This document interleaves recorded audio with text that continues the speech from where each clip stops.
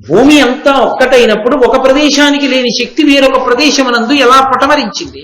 ఇంత శక్తి ఆయా ప్రదేశములకు ఏ కారణం చేత వచ్చిందో నాకు చెప్పవలసింది అన్నాడు. తప్పకుండా నీకు చెప్తాను. నీకు చెప్పే ముందు ఒక విశేషాన్ని చెప్పవలసిన అవసరం ఉంది. నువ్వు నన్ను ఈ భూమండలంలో ఉన్న ప్రధానమైనటువంటి తీర్థముల గురించి చెప్పమన్నావు కదూ. ఇప్పటిదాకా నేను నీకు ఆ తీర్థముల గురించి చెప్పాను. అవి వినడం వల్ల వచ్చే ప్రయోజనం ఏమిటో తెలుసా? అనమధ్య తీర్థసేవనమును, కపిలా స్వర్ణ దానములు, ఉగ్ర తపంబును చేయువానికి బోలునే పడయగ పేర్మి ఉభయలోక సుఖంబుల్.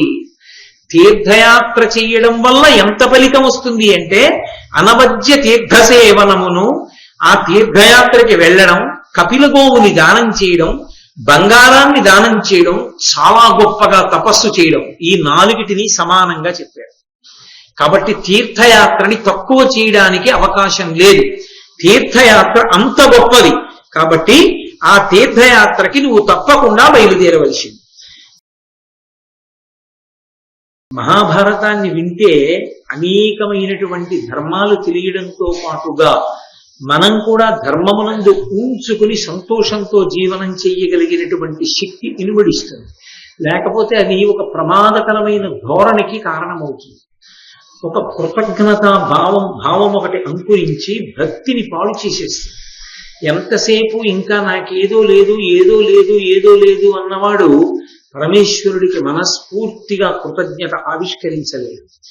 చాలా మంది కన్నా నేను చాలా ఐశ్వర్యవంతుణ్ణి, చాలా మందితో పోలిస్తే నాకు లేనిదేం లేదు అన్న భావన కలగగానే పరమేశ్వరుడు నాకింత ఐశ్వర్యం ఇచ్చాడు అని కృతజ్ఞతతో ఆయన ముందు తల వంచబుద్ధేస్తుంది. అది భక్తి నిలబడడానికి కారణమవుతుంది. లేకపోతే ఆ భక్తి నిలబడదు. ఏదో లేదు ఏదో లేదని ఏడిచేవాళ్ళు కొన్ని కోట్ల మంది ఉండొచ్చు, కానీ 2 కళ్ళు పరమేశ్వరుడు ఇచ్చాడని చాలు మహదైశ్వర్యం. ఆ 2 కళ్ళు ఉండబట్టి మనం పొందినటువంటి ఐశ్వర్యంతో పోలిస్తే 2 కళ్ళు లేని వాడి జీవితం ఎంత భయంకరంగా ఉంటుందో, వినలేని వాడి జీవితం ఎంత భయంకరంగా ఉంటుందో, మాట్లాడలేని వాడి జీవితం ఎంత భయంకరంగా ఉంటుందో. పరమేశ్వరుడు చూసే శక్తిని, వినే శక్తిని, మాట్లాడే శక్తిని, ఇన్నిటిని మనకు అనుగ్రహించాడు. మిగిలిన వాళ్లతో పోలిస్తే మనం చాలా తృప్తిగా జీవితాన్ని గడపడానికి కావలసినటువంటి వ్యవస్థని ఈశ్వరుడు చేకూర్చాడన్న భావన కలగగానే మన యందు భక్తి పతనము కాదు. ధర్మరాజు గారికి ఈశ్వరుడు యందు భక్తి, తాను అంత కష్టంలో లేను అనేటటువంటి భావన, ఆయన యొక్క ధృతిని, ఆయన ఉత్సాహంతో కార్యాన్ని చక్కబెట్టడానికి కావలసినటువంటి అనుగ్రహాన్ని ఇచ్చేయి. 2 శత్రుపక్షం వైపు నుంచి ఆలోచించినప్పుడు మరొక్కసారి మాయాజూతంలో ఆయన ఓడిపోకుండా ఏ ధర్మాన్ని ఆయన నమ్ముకున్నాడో ఆ ధర్మమే బృహదశ్యుడనబడేటటువంటి మహర్షి రూపంలో అనుగ్రహించింది. ఒక్కసారి ధర్మాన్ని పట్టుకుని ఉన్నవాడికి ఎప్పుడు ఏది అవసరమో పరమేశ్వరుడే ముందుగా ఆలోచించి దాన్ని సమకూరుస్తూ ఉంటాడు. మీరు ఆరణ్య పర్వాన్ని ఆ కోణంలో కూడా పరిశీలనం చేస్తూ ఉండండి. నారద మహర్షి వచ్చాడు. నారద మహర్షి వచ్చి ధర్మరాజు గారిని ఒక ప్రశ్న వేశాడు. ధర్మపుత్ర, నీ ఉదార చరిత్రకు ధర్మమతికి తృప్తతముడనైతి అడుగు మిష్టమిద్ది అనినా కృతాంజలి అయి మహీషుడిట్టులనియ భక్తి. ఆ నారద మహర్షి వచ్చి నీ ధర్మనిష్టకి, నీ ఉదారమైనటువంటి చరిత్రకి, నీ నడవడికి నేను ఎంతో సంతోషించాను. మహాత్ములు సంతోషించేది దేనికి అంటే నడవడి చూసి సంతోషిస్తారు. నడవడి అంటే ప్రవర్తన. ప్రవర్తన అంటే ఏ ధర్మాన్ని అనుష్ఠించాలో ఆ ధర్మాన్ని అనుష్ఠిస్తున్న వాడిని చూసి సంతోషిస్తారు. ధర్మం తెలిసి అనుష్ఠించకపోతే నడవడి బాగుండదు. ఏమీ తెలియకుండా నడవడితో ఉన్నా సమగ్రంగా ఉండదు. నాకేం తెలియదు కదండి, తెలిసి ఉంటే ఇంకోలా ఉండేవాడిని, తెలియదు కాబట్టి ఇలా ఉన్నానన్నా దానికి సమగ్రత ఉండదు. సమగ్రత అన్న మాటలో అర్థం ధర్మాన్ని తెలుసుకుని ఉండాలి, ఆ ధర్మాన్ని పూనికతో అనుష్ఠించగలిగి ఉండాలి. ఈ 2 ఎక్కడున్నాయో అక్కడ తన ప్రయత్నం అవసరం లేకుండా పెద్దల యొక్క ఆశీర్వచనం ఉంటుంది, భగవంతుని యొక్క అనుగ్రహం ఉంటుంది. అందుకే నారద మహర్షి అంటున్నాడు, నీ ఉదార చరిత్రకు ధర్మమతికి తృప్తతముడనైతి, నేను చాలా తృప్తి పొందాను. ఇది చాలా గంభీరమైనటువంటి మాట. ధర్మమతికి అన్న మాట ఎందుకు వాడాడంటే, ధర్మాన్ని పట్టుకుని ఉండగా అనేక కష్టాలు వస్తాయి. మొట్టమొదట పక్కన ఉన్న వాళ్ళు చెప్పేది ఏంటంటే, మీరు కాసేపు ఆ ధర్మాన్ని వదిలేయండి, మీకున్న ఈ దరిద్రం అంతా వదిలిపోతుందంట. అప్పుడు కూడా కాదు, నేను నమ్ముకున్న ధర్మం నన్ను గట్టెక్కిస్తుంది తప్ప ధర్మాన్ని వదిలిపెడితే నేను పొందే సుఖం శాశ్వతం కాదు, అది తాత్కాలికం. నేను గోతిలో పడిపోతాను, కాబట్టి నాకు వద్దు అధర్మం, నేను ధర్మమునందు ఊంచుకుని నిలబడతాను అని ప్రతికూల పరిస్థితుల యందు ధర్మమునందు అనురక్తి కలిగి ఉన్నవాడిని ధర్మమతి అని పిలుస్తారు.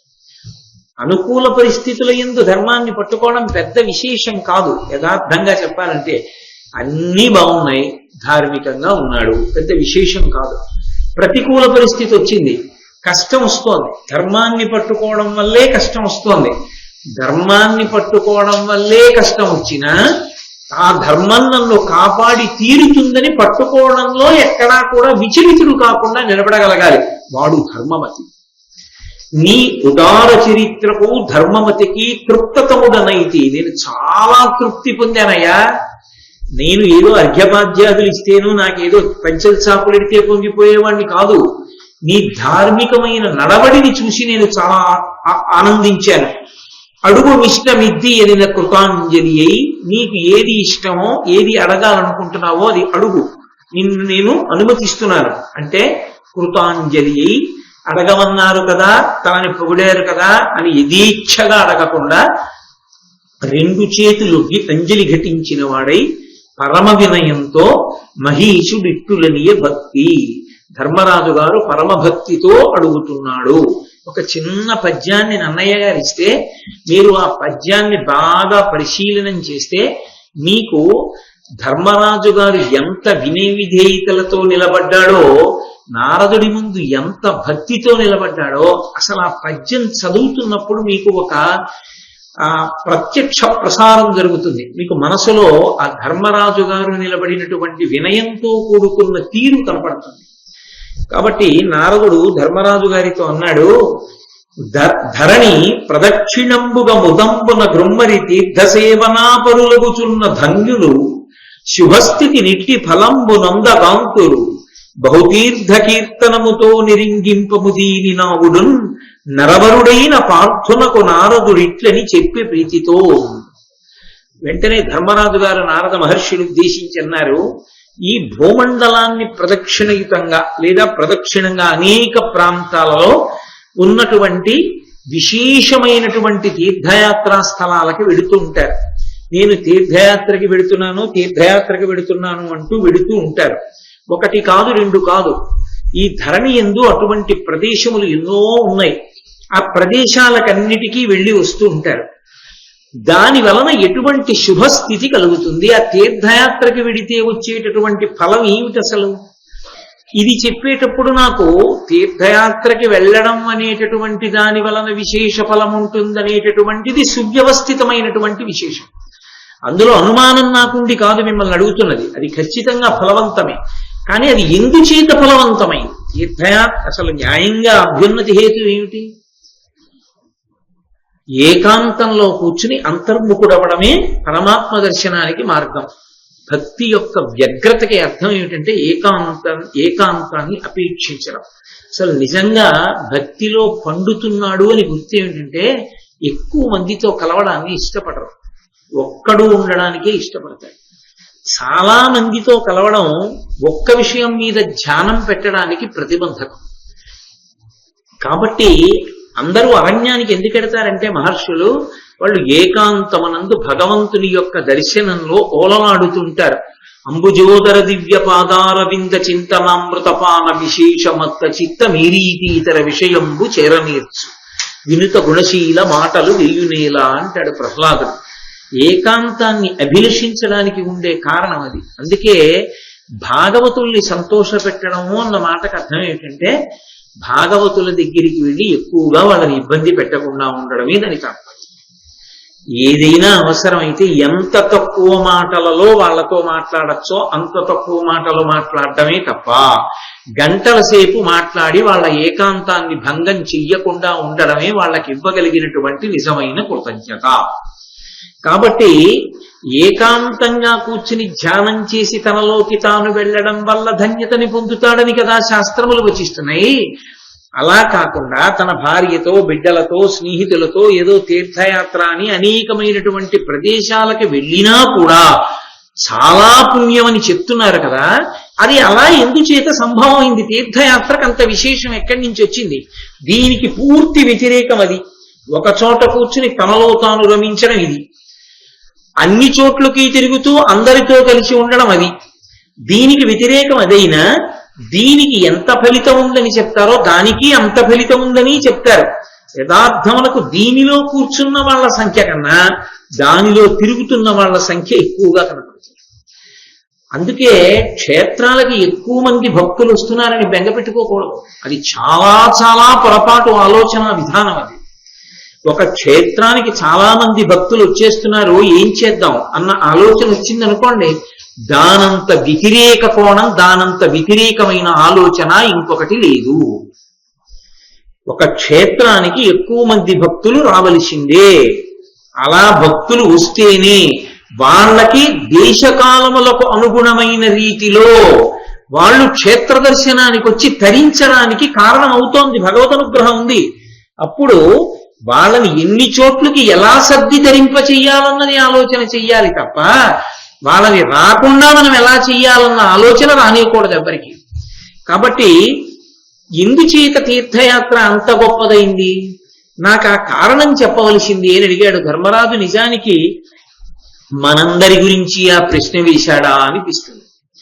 అంటే నారద మహర్షి అన్నారు, మీ తాత మహానుభావుడు భీష్మాచార్యుల వారు ఒకానొకప్పుడు గంగాద్వారంలో కూర్చుని నిరంతర వేదాధ్యయనం చేశాడు. ఆ వేదాధ్యయనానికి ఇంకా ఎడతెరిపి లేదు. ఏదో కొన్నాళ్ళు ఆపడం కానీ, కొంతసేపు ఆపడం కానీ లేదు. ఇక నిరంతర వేదాధ్యయనం, ఎప్పుడూ వేదాన్ని అభ్యాసం చేస్తుండడమే, నేర్చుకుంటూ ఉండడమే. అలా నేర్చుకున్నాడు కొంతకాలం. ఇప్పటికీ ఉంది ఆ సంప్రదాయం. కేరళలో కావులు అంటారు. కావులని కొన్ని కొన్ని ప్రదేశాలు, నేను అవి చూడాలి జీవితంలో, అసలు ఆ వైభవం ఏమిటో చూడాలని ప్రత్యేకంగా కారు చేయించుకుని వెళ్ళాను కూడా ఒకప్పుడు ఆ ప్రాంతాలకి. అక్కడ కేరళలో చాలా పెద్ద పెద్ద స్థలాలు ఉంటాయి. 2-3 ఎకరాలు లేదా కనీసం 2 ఎకరాలలో ఒక్క ఇల్లు ఉంటుంది. యజమాని కొంత వాళ్ళు తినడానికి వరి, కొన్ని కాయగూరలు, కొన్ని పాదులు ఇవన్నీ పెట్టేసి ఒక ఏడాది పాటు సెలవు పెట్టడం ఏదో చేసేసి ఇక ఆయన బయటికి రాడు ఇల్లు విడిచిపెట్టి. గురువు గారిని ఎంతో గౌరవ మర్యాదలతో ఇంటికి తీసుకొస్తారు. గురువు గురుపత్ని కూడా వచ్చేస్తారు. వచ్చేస్తే వాళ్ళ పని ఏమిటంటే ప్రొద్దుటి నుంచి ఇక రాత్రి పడుకునే వరకు వేదాధ్యయనం, అగ్నిహోత్రం ఇవన్నీ చేసుకుంటారు. భార్య ఆ ఇంటి ప్రాంగణంలో దొరికిన పదార్థాలే పచనం చేసి పెడుతుంటారు. అవి తింటూనే వాళ్ళ కార్యక్రమం చేసుకుంటుంటారు.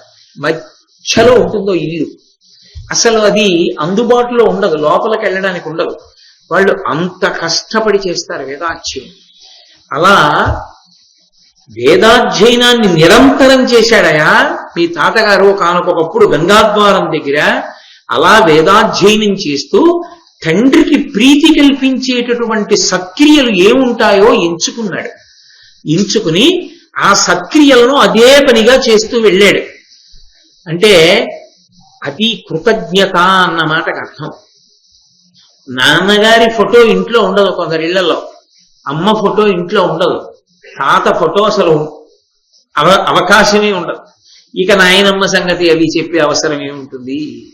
కాబట్టి ఇంట్లో 5,000 నుంచి 10,000 రూపాయల వరకు కలంలో ఉన్న సిర కాగితం మీద ఒలికిపోతే పొట్లం కట్టి విప్పితే అర్థం లేనటువంటి ఒక ముద్ర ఎలా పడుతుందో అలా అర్థం లేనటువంటి కొన్ని చిట్టరువులు తగిలించి ఉంటాయి. వాటికి అర్థం ఆయనకి తెలియదు, వెళ్ళి చదివినా మనకి తెలియదు.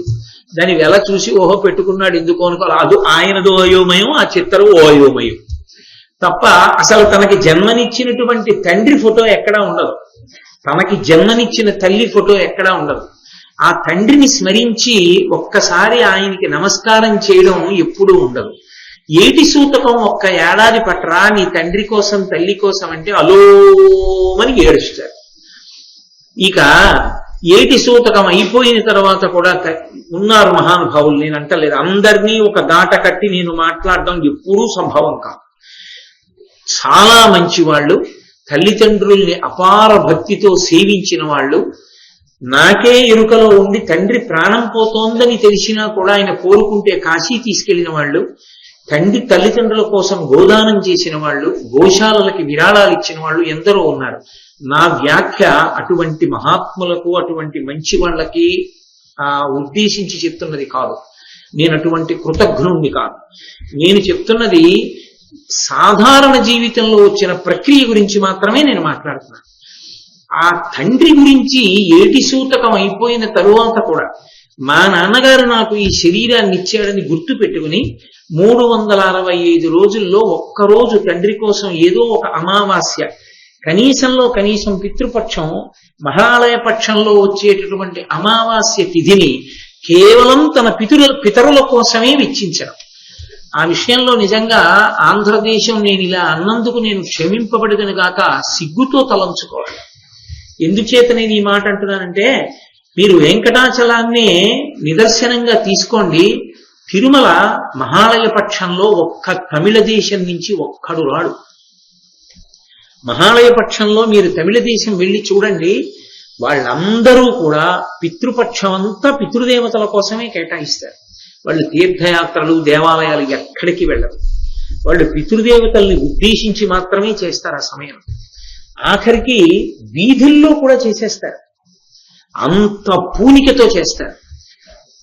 మనం ఎంతసేపు తీర్థయాత్ర, దేవుడు మన కోసం తప్ప అసలు మన తల్లి కోసం, మన తండ్రి కోసం మనమేం చేస్తాం, మహాలయ పక్షంలో మనం ఎంతవరకు దాన్ని వినియోగం చేసుకుంటున్నాం అన్నది యథార్థంగా అలవాటులో బాగా తగ్గిపోతోంది. మహాభారతం చదివినప్పుడు కేవలం దాన్ని అలా చదివి విడిచిపెట్టడం కాదు, తండ్రికి ప్రీతి కలిగించేటటువంటి సత్కర్మలను ఎన్నో చేస్తున్నాడు భీష్ముడు. గంగా తీరంలో కూర్చుని, ఆ గంగా ద్వారమునందు హరిద్వారం కూర్చుని చేస్తున్నాడు. చేస్తుంటే పులస్త్య మహర్షి వచ్చాడు, మహానుభావుడైన బ్రహ్మమానస పుత్రులలో ఒకడు. అటువంటి పులస్త్య బ్రహ్మ బయలుదేరి వస్తే భీష్మాచార్యుల వారు ఆయనని పూజించారు.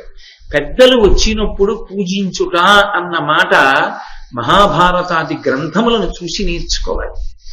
కూర్చోండి అంటాం, అక్కడే మనము కూర్చుంటాం. మనం కూర్చున్న చోటే వచ్చిన మహాత్ముడు కూడా కూర్చున్నాడు అనుకోండి, ఏమిటి తేడా? ఆయనకి నువ్వు ఇచ్చిన ఆసనంలో ఏమిటి గౌరవం వ్యక్తమైంది? కాబట్టి ఆయనని గౌరవించుట అన్న మాటకు అర్థం ఏమిటి? పెద్దలు మన ఇంటికి వస్తున్నారు అంటే ఓ దర్భాసనం సిద్ధం చేసుకోవడం, ఓ దర్భాసనం వేసి అయ్యా కూర్చోండి అని చెప్పడం.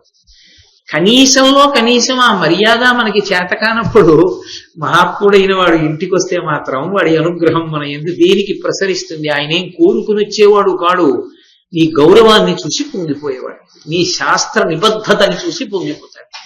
బట్టి భీష్మాచార్యుల వారు వచ్చిన పులస్త్య బ్రహ్మకి దర్భాసనం వేశారు. దర్భాసనం వేశారు అని వినమని చదువుకోమని కాదు, అవే జాగ్రత్తగా చదవాలి. ఇప్పుడు మహాభారతాది గ్రంథములు చదివినప్పుడు భీష్మాచార్యుల వారు పెద్దలు వస్తే ఏం చేశారన్న దానికే ఎక్కువ ప్రాధాన్యతనివ్వాలి. ఎందుకని అంటే మనం కూడా జీవితంలో అదే అనుష్ఠించవలసిన అవసరం ఉంటుంది. కాబట్టి ఒక దర్భాసనం వేసి వెంటనే ఆయనకి అర్ఘ్యం ఇచ్చాడు. అంటే చేతులలో నీరు పోసి, అయ్యా చేతులు కడుక్కోండి, కాసిన మంచినీళ్లు పుచ్చుకుంటారా అని అర్ఘ్యం ఇచ్చాడు. ఆయన తాగారా తాగలేదా వేరు, నువ్వు ఇచ్చావా అన్నది అవసరం. అర్ఘ్యం ఇచ్చి పాద్యం ఇచ్చాడు. పాద్యం అంటే కాళ్ళు కడుక్కోండి, కాళ్ళు కడుక్కోవడానికి నీళ్ళు ఇచ్చి, ఆయన కడుక్కుంటారని కాదు, తాను కడగాలి, తాను కాళ్ళు కడిగాడు అని. ఆ కాళ్లను తన శిరస్సు పైన ఉంచుకున్నాడు. అది మర్యాద. ఆయన పాదముల మీద తన శిరస్సు పెట్టలేదు, ఆయన పాదముల వద్ద తన శిరస్సు ఉంచాడు. భీష్ముడు ఏం చేస్తున్నాడో పులస్త్య బ్రహ్మ గ్రహించాడు. గ్రహించి ఆయన యందు కలిగినటువంటి ప్రీతి చేత తన 2 పాదములను ఎత్తి భీష్మాచార్యుల వారి తల మీద ఉంచాడు. అది మహోత్కృష్టమైనటువంటి ఆశీర్వచనం. ఒక గురువు ఒక శిష్యుడికి ఇచ్చేటటువంటి ఆశీర్వచనంలో మహోత్కృష్టమైన ఆశీర్వచనం ఏది అంటే, గురువు గారు తన 2 పాదములు ఎత్తి శిష్యుని యొక్క తల మీద ఉంచుతారు. నేను తరచుగా మీతో అంటూ ఉంటాను, కంచి కామకోటి పీఠాధిపత్యం వహించినటువంటి మహాపురుషులు అపర శంకరాచార్యుల వారు ఈ భూమి మీద నడయాడిన వేరొక పరమేశ్వర స్వరూపం అది. కంచి కామకోటి పీఠాధిపత్యం వహించిన శ్రీ శ్రీ శ్రీ చంద్రశేఖరేంద్ర సరస్వతి మహాస్వామి వారి దగ్గరికి ఒకనకొకప్పుడు ఒక వ్యక్తి వచ్చి దక్షిణామూర్తి స్తోత్రానికి వ్యాఖ్యానం చేశాను అని పుస్తకం అక్కడ పెట్టారు. ఆయన అలా పేజీలు తిప్పి చూశారు. ఇది సంస్కృత భాష్యం. వెంటనే ఆయన ఎంతో ఆనందించి ఆయన ఇలా రమ్మన్నారు. వచ్చి తల ఉంచాడు. ఆయన 2 కాళ్ళు ఎత్తి ఆయన శిరస్సు మీద ఉంచి, నీకు కావలసినంతసేపు ఉంచుకో. అంతకన్నా కటాక్షం ఇంకొకటి ఉండదు. అందుకే గురువు గారికి మానసికంగా నమస్కారం చేసినప్పుడు కూడా అత్యద్భుతమైన నమస్కారం ఏది అంటే, గురువు గారు తన పాదములను మన తల మీద పెట్టినట్టుగా భావన చేసి నమస్కరించారు. అది అభ్యున్నతి హేతు, వినయమునకు పరాకాష్ఠ. మహాభారతం 5వ వేదం. 4 వేదముల తర్వాత 5వ వేదం అంత ప్రఖ్యాతి వహించింది. అందులో చెప్పబడని అంశం లేదు అనుష్ఠానం గురించి. అందుకే అంత ప్రత్యేకంగా మాట్లాడుతున్నాడు నారదుడు. ప్రతి ఇంత చిన్న చిన్న విషయాలు కూడా తీర్థయాత్ర గురించి ఆయన అడిగితే, భీష్మాచార్యుల వారు నమస్కారం ఎలా చేశాడో చెప్పడానికి అంత కష్టపడవలసిన అవసరం ఏంది? అంటే అనుష్ఠాన సంబంధ విషయం. కాబట్టి ఆయన వచ్చినటువంటి పులస్త్య బ్రహ్మ తన 2 పాదములను భీష్ముని యొక్క తల మీద ఉంచారు. అలా ఎంతసేపు ఉంచుతాడు? పాదాలు తీసేస్తాడుగా, లేస్తాడుగా. లేచిన తరువాత ఇప్పుడు మళ్ళీ ఆ లేస్తున్నప్పుడు తన కుడి మోకాలు ఒక్కటి భూమి మీద ఉంచి ఎడమ మోకాలు పైకెత్తి వంగి నమస్కరించారు. అది పరమ వినయంతో చేసేటటువంటి నమస్కారం. కాబట్టి కుడి మోకాలు భూమిపై ఉంచి మోకరిల్లి భీష్ముడు ఆయనతో మాట్లాడడం ప్రారంభిస్తూ, మీ సేవకుడు మీ దగ్గర ఉన్నాడు. రామచంద్రమూర్తి కూడా వశిష్ఠ మహర్షి దగ్గర ఇదే మాట, విశ్వామిత్ర మహర్షి దగ్గర ఇదే మాట అంటారు. కింకరవు సమపుస్థితవు, మేము కింకరులము నీ వద్ద ఉన్నాము అంటారు. నీ సేవకులం మేమున్నాం. ఎందుకని? లోకంలో ఎవరైనా చెప్తే సలహా, గురువు గారు చెప్తే ఆజ్ఞ. గురువు గారు నేను ఆజ్ఞాపిస్తున్నాను అనక్కర్లేదు. గురువు గారు ఏదైనా పిలిచి చెప్పారు అంటే ఖచ్చితంగా అది అభ్యున్నతి కారకమైతేనే చెప్తాడు తప్ప అలివిమాలిన మాటలు, అక్కర్లేని విషయాలు ఆయనకి సంబంధం ఉండకూడదు. అది అవతల తన శిష్యులకి అభ్యున్నతి కారకమే, అది వాళ్ళని ఉద్ధరిస్తుంది, వాళ్ళకి చాలా ఉపకారం చేస్తుంది అనుకుంటేనే చెప్పాలి. కాబట్టి మీ సేవకుడు సిద్ధంగా ఉన్నాడు అంటే మీరు ఆజ్ఞాపించండి ఏం చెయ్యాలో, నేను చేస్తాను అంటే, నేను చాలా ప్రీతి చెందానయా భీష్మ నీ ప్రవర్తనకి, ఏమడగాలనుకుంటున్నావు అడుగు అన్నాడు పులస్త్య బ్రహ్మ. అప్పుడు ధర్మరాజా, నారదుడు చెప్తున్నాడు, ఇప్పుడు నువ్వు నన్ను ఏమడిగావో అదే మీ తాతగారు పులస్త్య బ్రహ్మను అడిగాడు. అంటే ఆ వంశంలో ఇలాంటి మంచి ప్రశ్నలు వేసే అలవాటు ఉందన్నమాట. అలా ప్రవర్తించడం ఆ వంశ లక్షణం. కాబట్టి ఆ రోజు భీష్మాచార్యుల వారు కూడా ఇదే ప్రశ్న పులస్త్య బ్రహ్మను అడిగారు. అడిగితే ఆయన కూడా జవాబు చెప్పాడు. అదే నేను నీకు కూడా చెప్తున్నాను ధర్మరాజా. కడగి బుద్ధీంద్రియ కర్మేంద్రియంబులయందు సంయత చిత్తులైన వారు, ధృతి నహంకార ప్రతిగ్రహాపేక్షలయందు నివృత్తాత్ములైన వారు, అల్పభోజనులు, అనారంభకులనయ్యు అత్యంత సంతోషులైన వారు, సత్యవ్రతులు, శుభాచారులు, అక్రోధనులగుచు ధర్మాన్వితులైన వారు, అఖిల తీర్థ శతములాడిన ఫలములు, అఖిల యజ్ఞ విధులనైన ఫలము బడయుదురు. విహీన భాగ్య దుష్కృతులకు పరమ తీర్థ సేవ బడయనగునే.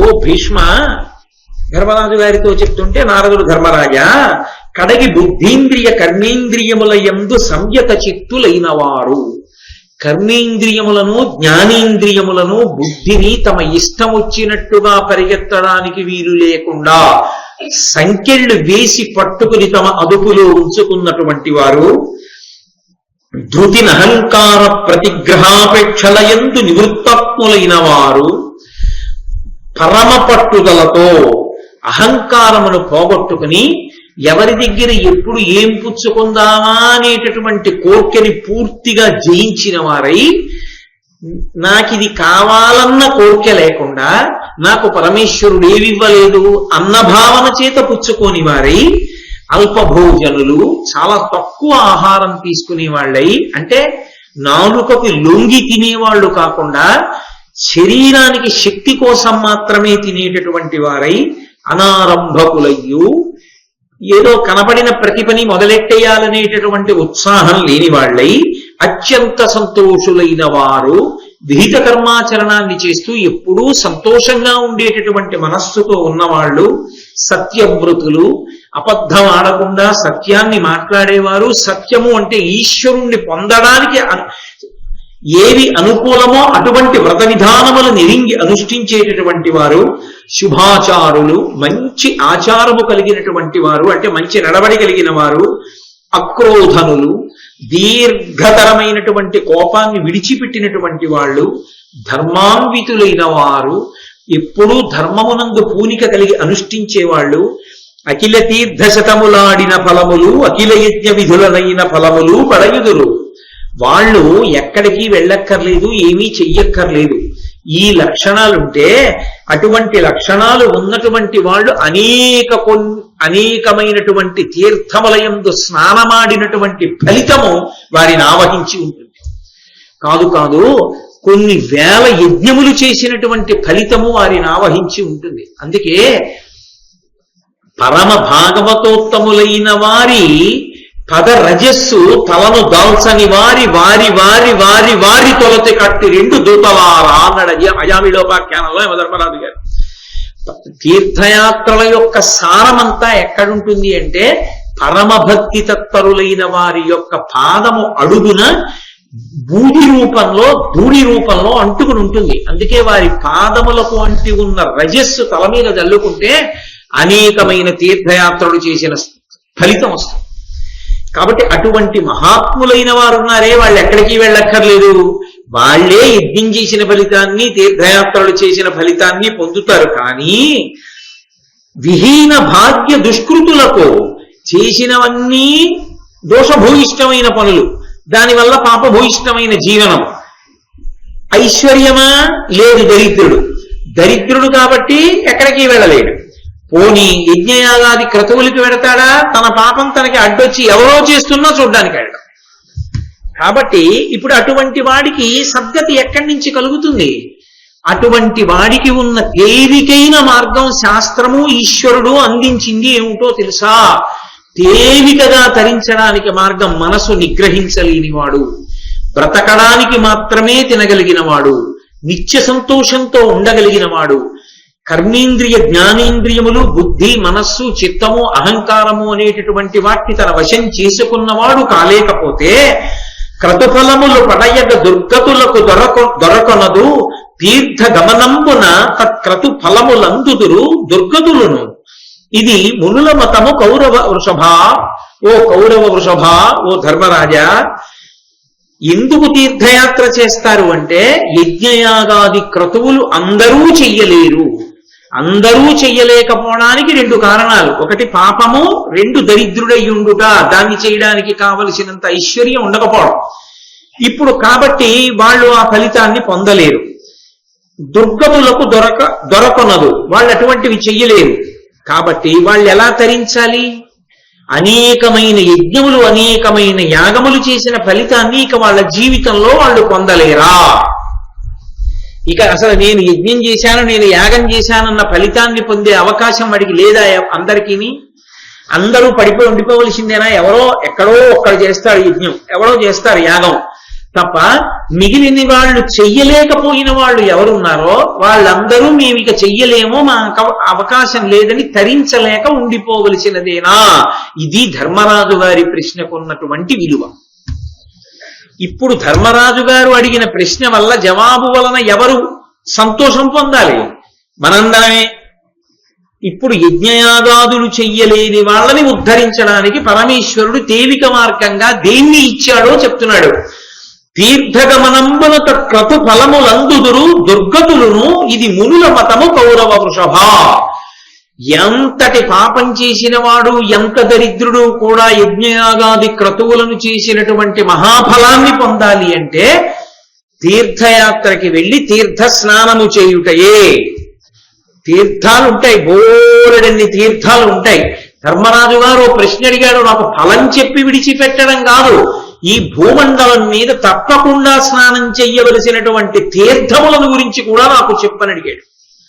కాబట్టి తీర్థయాత్ర ఎందుకు వచ్చింది? నువ్వు చెయ్యలేకపోయిన దాని ఫలితాన్ని దీని వలన పొందవచ్చు. అదేమిటండి, స్నానానికి ఎంత ఫలితం వస్తుందా? వస్తుంది. వేదం కూడా నిర్ధారించింది. అంగిరసాది మహర్షులు యజ్ఞయాగాది క్రతువులు చేసి ఉత్తమగతులను పొంది వెళ్ళిపోతూ వారి యొక్క శక్తినంతటినీ కూడా కొన్ని స్థలముల యందు నిక్షేపించారు. అవి తీర్థములయ్యి అక్కడికి వెళ్ళి స్నానం చేస్తే యజ్ఞం చేశాడన్న ఫలితం ఇస్తారు. తీర్థయాత్ర నిజానికి కేవలం దేవాలయ దర్శనం కోసం కాదు. వెంకటాచలం వెడితే మీరు ఎన్ని మాటలు వెంకటేశ్వర స్వామిని చూశారు అన్నదానికన్నా ఒక్క మాట వెంకటేశ్వర దర్శనం చేసి మీరు ఎన్ని తీర్థాలలో స్నానం చేశారన్న దాని వల్లే వెంకటేశ్వర స్వామి ఎక్కువ ప్రీతి చెందుతారు. మహాభారతమే దానికి సాక్ష్యం. కాబట్టి అలా తీర్థయాత్రకి వెళ్లి తీర్థముల యందు స్నానము చేసిన వారు యజ్ఞయాగాది క్రతువులను చేసినటువంటి ఫలితాన్ని పొందుతారు అని నువ్వు అడిగావు కదూ. ఈ భూమండలంలో ప్రధానమైనటువంటి తీర్థములు ఏమున్నాయి, ఎక్కడున్నాయి అని అడిగావు కదూ. అన్నీ కాకపోయినా కొన్నిటిని, ప్రధానమైన వాటిని నీతో ముచ్చటిస్తున్నాను విను ధర్మరాజా. పుష్కరము అనబడేటటువంటిది తండులికాశ్రమంలో అగస్త్యవటంలోనూ ఈ రెండిటిలోనూ స్నానం చెయ్యడం. కణ్వాశ్రమము, ధర్మారణ్యము, యయాతిపతనము అనేటటువంటి క్షేత్రములను దర్శనం చేయడం, నర్మదా స్నానం చేయడం, చర్మండ్వతి అనబడేటటువంటి తీర్థమునందు స్నానం చేయడం, ఇవి సర్వోత్కృష్టములైనటువంటి విశేషములు.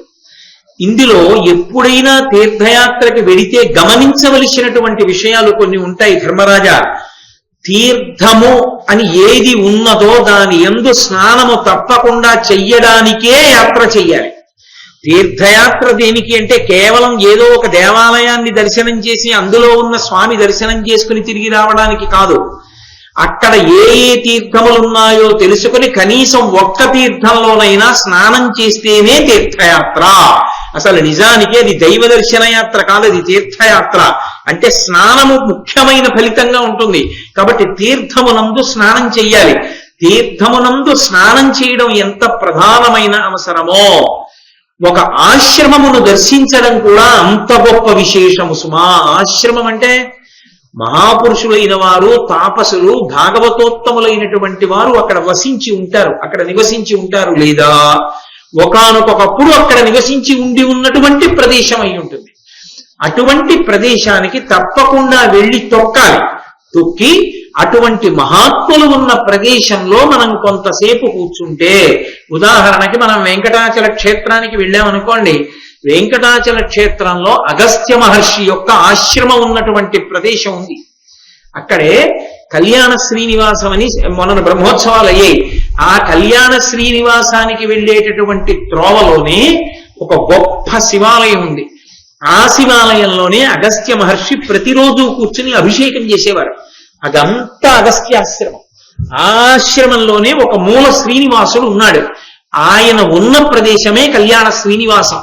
అసలు వెంకటాచలం వెడితే తప్పకుండా వెళ్ళవలసిన దేవాలయాలు ఏవి, తొక్కవలసినవేవి అంటే అగస్త్యాశ్రమానికి వెళ్ళి అక్కడ ఉన్న శివాలయాన్ని, అక్కడ ఉన్న కళ్యాణ శ్రీనివాసాన్ని చూడాలి.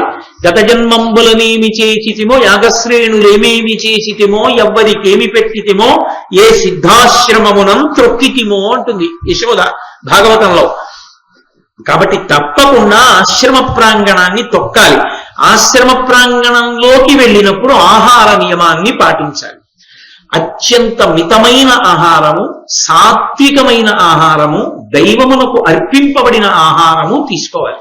అంటే గుటుక్కున మనం నోట్లో వేసుకోవడం కాకుండా కనీసంలో కనీసం దాన్ని తినే ముందు ఒక్కసారి మనసులో ఎవరు నీకు ఇష్టదైవమో వారికి మనసా సమర్పణం చేసి తినాలి. అంటే ఎదురుగుండా నైవేద్యం పెట్టడానికి అవకాశం లేకపోవచ్చు. ఉమామహేశ్వర పర బ్రహ్మార్పణమస్తు అనుకుని తిను. నామరూపాలతో ఏముంది, నీకు అలా అనడం ఇబ్బంది అయితే నీకు ఇంకొక రూపం ఇష్టమైతే లక్ష్మీనారాయణ పరబ్రహ్మార్పణమస్తు అని చక్కగా ఆ పదార్థాన్ని మితంగా సేవించి ఆశ్రమవాసం చెయ్యి. ఆశ్రమంలో కూర్చుని మహాత్ములు తిరుగాడినటువంటి ప్రదేశంలో తిరుగు, అక్కడ ఉండు. అందుకే కంచికామకోటి పీఠాధిపత్యం వహించిన పరమాచార్య స్వామి ఎప్పుడూ ఒక మాట చెప్పేవారు, మీ జీవితంలో తప్పకుండా ఒక అలవాటు చేసుకోండి. మీరు ఎలా మీ పుట్టింటికి వెడతారో, మీ అత్తవారింటికి వెడతారో, అలా సంవత్సరంలో కనీసం 1-2 రోజుల పాటు మీకు అత్యంత ప్రీతిపాత్రమైనటువంటి గురువు గారు ఎక్కడున్నారో అటువంటి ఆశ్రమానికి మీరు కూడా వెళ్ళి ఉండడం, ఆ ఆశ్రమంలో మీరు గడపడం నేర్చుకోండి. కామకోటి మఠం, కామకోటి పీఠం జగద్గురువుల యొక్క నిలయం కదా, కాబట్టి రండి, వచ్చి 2 రోజులు ఉండండి అంటుండేవారు. అది మనుష్య జీవితానికి అవసరం. అది కామకోటి కావచ్చు, శృంగగిరి కావచ్చు. శృంగేరి వెళ్ళొచ్చు, ఆ శృంగేరి జగద్గురు పీఠం. పరమాచార్య చెప్పింది గురువులు ఉన్న స్థానానికి వెళ్ళి అటువంటి పవిత్రమైన ఆశ్రమములయందు శంకర భగవత్పాదుల వంటి మహాపురుషులు స్థాపించినటువంటి పీఠములవి. అటువంటి పీఠ ప్రాంగణములకు వెళ్ళి వాసం చెయ్యాలి. గొప్ప గొప్ప ఆశ్రమాలు ఉంటాయి, బ్రహ్మజ్ఞానులు నివసించిన భూములు. భగవాన్ రమణులు తిరిగాడినటువంటి ప్రదేశం తిరువణ్ణామలై రమణాశ్రమం.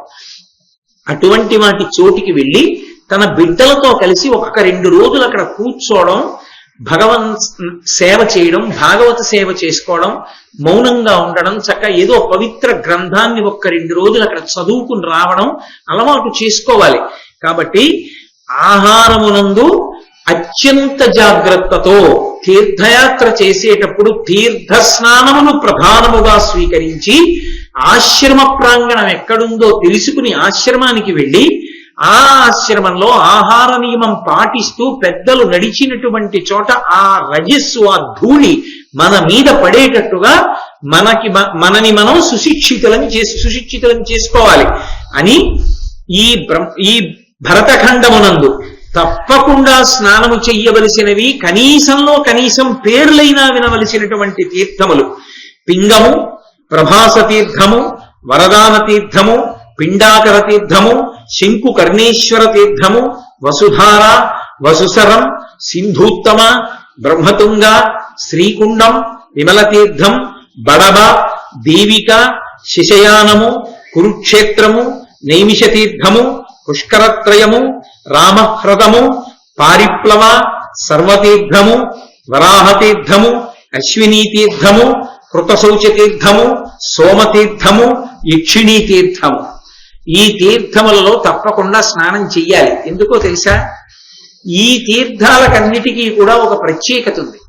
ఇక్కడికి వెళ్ళి స్నానం చేసినట్లయితే అసలు కలియుగంలో సంకల్పం చెయ్యడానికి వీలు లేనటువంటి కొన్ని యజ్ఞములు కూడా చేసినట్టు ఫలితంలో వేస్తారు. అశ్వమేధయాగం కలియుగంలో లేదు, అనాథ ప్రేత సంస్కారమే అశ్వమేధయాగం.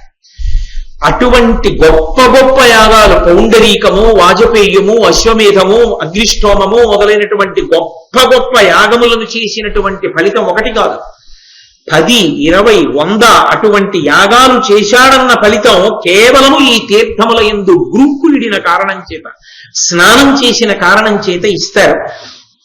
కాబట్టి అంత శక్తివంతములు ఇవన్నీ కూడా భగవంతుని యొక్క అనుగ్రహం చేత, దేవతల యొక్క, పరమ భాగవతోత్తముల యొక్క స్పర్శ చేత ఏర్పడినటువంటి తీర్థములు. అలాగే శమంతక పంచకాలు అని 5 తీర్థములు కలిసి ఉన్నాయి. అవి తప్పకుండా స్నానం చెయ్యాలి. అవి పరశురాముడు 21 మార్లు భూమండలమంతా తిరిగి క్షత్రియులందరినీ చంపేసి వాళ్ళ నెత్తులంతటినీ తీసుకొచ్చి 5 పెద్ద పెద్ద తటాకముల కింద ఏర్పాటు చేశాడు. ఆ నెత్తుటిలోంచి తన పితృదేవతలకి తర్పణం చేశాడు. వీరుండు క్షత్రియుల తన దారుణ పరశువున జామదగ్నుడు రౌద్రాకారుడు వధించి తది యారుణమున 7 మడుగులు ఆపాదించన్. ఆ రక్తంతో 5 మడుగులు తయారు చేశాడు. ఆయన ప్రతిజ్ఞటువంటిది, క్షత్రియ వధ చేస్తాను, భూమండలం అంతా తిరిగి వాళ్ళు అహంకారులయ్యారు, జమదగ్ని పట్ల అపచారం చేశారు తండ్రి పట్ల అని. ఆయన పితృతర్పణం చేస్తే పితృదేవతలు కనపడి, ఎంత అసాధ్యమైన పని చేశావురా అని ఆయన చేసిన పనికి, ఆయన ప్రతిజ్ఞాపాలనమునకు పితృదేవతలు సంతోషించారు. ఏదైనా వరం కోరుకోమని అడిగారు. ఆయన అన్నాడు, క్షత్రమదనైన పాపంబు గ్రగవలయు గడగి సద్గతియును నాకు బడయవలయు ఇవియు పుణ్యతీర్థంబులయ్యి ధరిత్రి బరగుచుండంగవలయు మీ కరుణ చేసి. నేను ఇన్ని వేల మంది క్షత్రియుల్ని సంహరించాను, ఆ పాపం పోవాలి, పోయి నాకు సద్గతులు కలగాలి. అంతేకాదు ఇవి రక్తంతో ఉన్నవి 5 కూడా గొప్ప తీర్థములుగా మారిపోవాలి.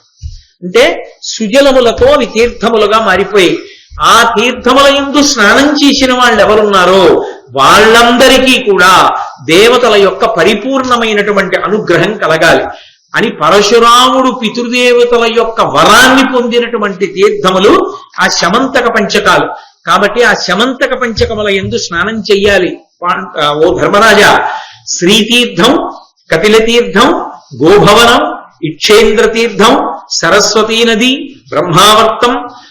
బ్రహ్మావర్తం, శరవణం, అంబాజన్మం, పుండరీకం, పావనం, శ్రీకుంజం, బ్రహ్మతీర్థం, సప్త సారస్వతాలు, కపాలమోచనం, విశ్వామిత్రం, కార్తికేయం, పృథూకం, కురుతీర్థం, స్వస్తిపురం, గంగమడువు, బదరీవనం, ఏకరాత్రం, దధీచి తీర్థం, సన్నిహిత, శాకంభరి, సువర్ణం, గంగాద్వారం, సప్తగంగా సంగమం, త్రిగంగా సంగమం, శక్రావర్తం, కనస్వలం, బ్రహ్మతీర్థం.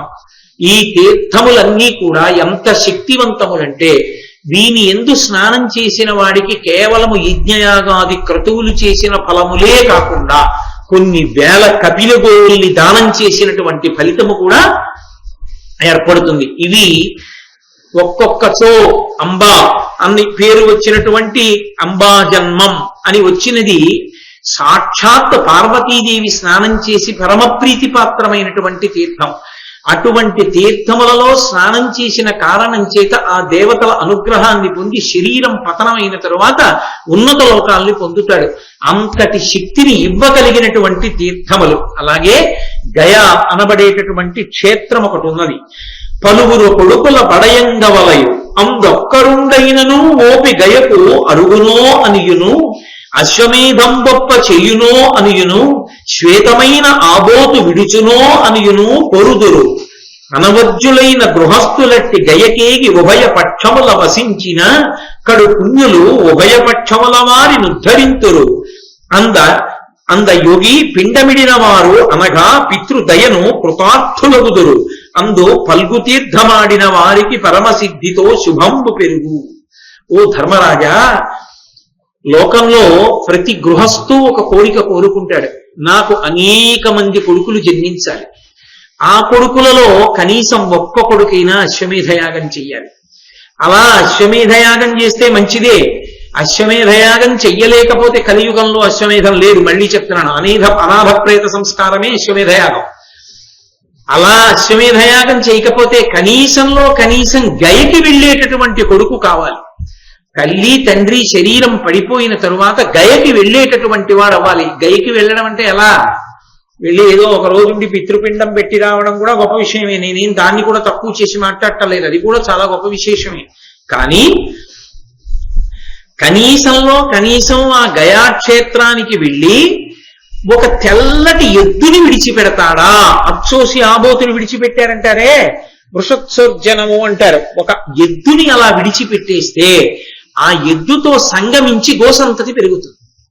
ఆ గోసంతతి పెరగడానికి ఆ ఎద్దు కారణమైంది. కాబట్టి ఏ కొడుకు తెల్లటి ఎద్దుని అచ్చుపోసి విడిచిపెట్టాడో అటువంటి కొడుకు యొక్క తల్లిదండ్రులు ఉన్నత గతుల్ని పొందుతారు.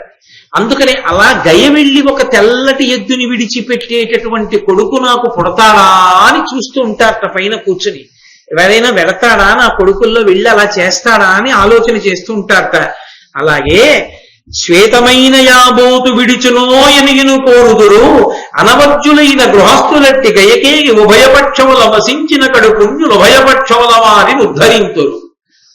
ఎవరైనా గృహస్థు కొడుకు వెళ్ళి గయలో 2 పక్షములు అంటే శుక్లపక్షం కృష్ణపక్షం అంటే ఒక నెలంతా గయలో ఉండి గయలోనే భోజనం చేస్తూ గయలోనే నివాసం ఉండి అక్కడ ఉన్నటువంటి ఫల్గుణీ నదిలో స్నానం చేసి పితృపిండం పెడితే ఒక్క తండ్రి వైపు వాళ్ళు కారుట. అటువంటి వాడు ఎక్కడ పుట్టాడో, ఏ వంశంలో పుట్టాడో అటువంటి వాడి యొక్క ఉభయ వంశములు తరిస్తాయి. అంటే ఆయన చిటికిని వేలు పట్టుకున్నటువంటి భార్య యొక్క వంశం వైపు వాళ్ళందరినీ కూడా తరింపచేస్తారు. అలాగే ఈయన యొక్క వంశం వైపు వాళ్ళందరినీ కూడా తరింపచేస్తారు. అలా గయలో ఒక్క నెల్లాళ్ళు ఉండేవాడు ఎవరైనా దొరుకుతాడా, అటువంటి కొడుకో అటువంటి మనవడో పుడతాడా మా వంశంలోనని ఎదురు చూస్తుంటారట పితృదేవతలు. అలా కోరుకుంటారట గృహస్థు. కాబట్టి ఆ గయాక్షేత్రం అంత గొప్పదయా, తప్పకుండా గయాక్షేత్రానికి వెళ్లి తల్లిదండ్రులకి పిండం పెట్టని వాడు పరమ కృతజ్ఞుడు. ఆ గయ వెళ్లి ఆ పాటి చేయని వాడు కొడుకే కాడు అని తప్పకుండా వెళ్ళాలి అని నారద మహర్షి అంతటి వారు ధర్మరాజు గారితో చెప్తూ, అలాగే యక్షిణీ తీర్థమని ఒక తీర్థం ఉన్నది. ఆ తీర్థంలో కానీ స్నానం చేసి నీటిని పుచ్చుకుంటే మహాపాతకములు కూడా ఉపశమిస్తాయి. అలాగే మణినాగము అనబడేటటువంటి తీర్థం ఉన్నది. ఆ తీర్థమునందు బృంకులిడిన వాడిని మహావిష సర్పములు కూడా భయపెట్టలేవు. అలాగే గౌతమ వనంలో అహల్య హ్రదంలో స్నానం చేస్తే ఉదపానము అనబడేటటువంటి తీర్థంలో కూడా స్నానం చేసిన వాడికి అశ్వమేధయాగం చేశాడని ఫలితం వేస్తారు. అలాగే కంపన, మహానది ఈ రెండు నదులలో ఎవరు స్నానం చేస్తారో వాళ్ళు పౌండరీక యాగం చేశారు అని ఫలితం వేస్తారు. దేవ పుష్కరిణి, మహేశ్వర ధార, మహేశ్వర పదం వీటిలో స్నానం చేసినట్లయితే కోటి తీర్థముల యందు స్నానం చేసినటువంటి ఫలితాన్ని వేస్తారు. అలాగే సాలగ్రామం, దేవకూటం, కన్యా సంవైద్యం, కౌశిక హ్రదం, అగ్నిధార, కుమారధార, గౌరీ శిఖరకుండం, నందినీకూపం, గోకర్ణ తీర్థం, కాళిక, కౌశిక, ఊర్వశీ తీర్థం, సరస్వతీ తీర్థం, నంద, ఔలకం, కరతోయం, గంగాసాగర సంగమం, శోణానది, నర్మదా నది, బదరీ తీర్థం, మహేంద్ర, రామతీర్థ, మతంగ, కేదార, వంశగుల్మాలు, రామేశ్వరం ఇలాంటి చోట స్నానం చేసిన వాళ్ళందరూ కూడా విశేషమైనటువంటి యజ్ఞ యాగాది ఫలములను పొందుతారు. ప్రత్యేకించి దక్షిణ భారతదేశంలో పరమమైన తీర్థంబు శ్రీపర్వతంబు నందు దేవహృదంబాడి ఆదిదేవునీషు నర్చించి వడయందురిష్ట ఫలము అశ్వమేధ ఫలంబును అవనిజనులు. దక్షిణ దేశంలో శ్రీశైలం వెళ్లి శ్రీశైలంలో దేవహ్రదము అనబడేటటువంటి తీర్థంలో స్నానం చేసి మల్లికార్జున స్వామి దర్శనం చేసుకుని మల్లికార్జున లింగానికి పూజ చేస్తే వాడు పొందేటటువంటి పుణ్యాన్ని, వాడు ఎంత పుణ్యాన్ని మూట కట్టుకుంటాడన్న దాన్ని చెప్పడం ఎవరికీ సాధ్యం కాదు. అలాగే శ్రీశైలం వెళ్లి కృష్ణానదిలో స్నానం చేసి మల్లికార్జున లింగాన్ని దర్శనం చేసి పూజించిన విశేషమైనటువంటి ఫలితాన్ని పొందుతారు ధర్మరాజా. అంత గొప్ప తీర్థములు. అలాగే ప్రయాగ అనబడేటటువంటి క్షేత్రం, మనందరం అలహాబాద్ త్రివేణి సంగమం ప్రయాగ పెడుతూ ఉంటాం. ఆ ప్రయాగ బ్రహ్మదేవుడు ఒకానొకప్పుడు యజ్ఞాలు చేయడానికి ఎంచుకున్న వేదిక. అక్కడే ఆయన యజ్ఞం చేస్తాడు. ఇప్పటికీ ఆయన తేజోరూపుడై అక్కడే యజ్ఞం చేస్తూ ఉంటాడట. కాబట్టి అందులో నిరంతరం కూడా త్రేతాగ్నులు వెలుగుతూ కనపడుతుంటాయిట. ఆ దివ్య దర్శనం చెయ్యగలిగినటువంటి తపశ్శక్తి కలిగిన వారికి ఆ యజ్ఞకుండం త్రేతాగ్నులు కనపడతాయి. అక్కడే వేదాలు సాకారములై వచ్చి నిలబడతాయిట. 60,10,00,000 తీర్థాలు కలిసి గంగా యమునా సంగమంలో ఆ త్రివేణి సంగమాన్ని చేరి సేవిస్తుంటాయి.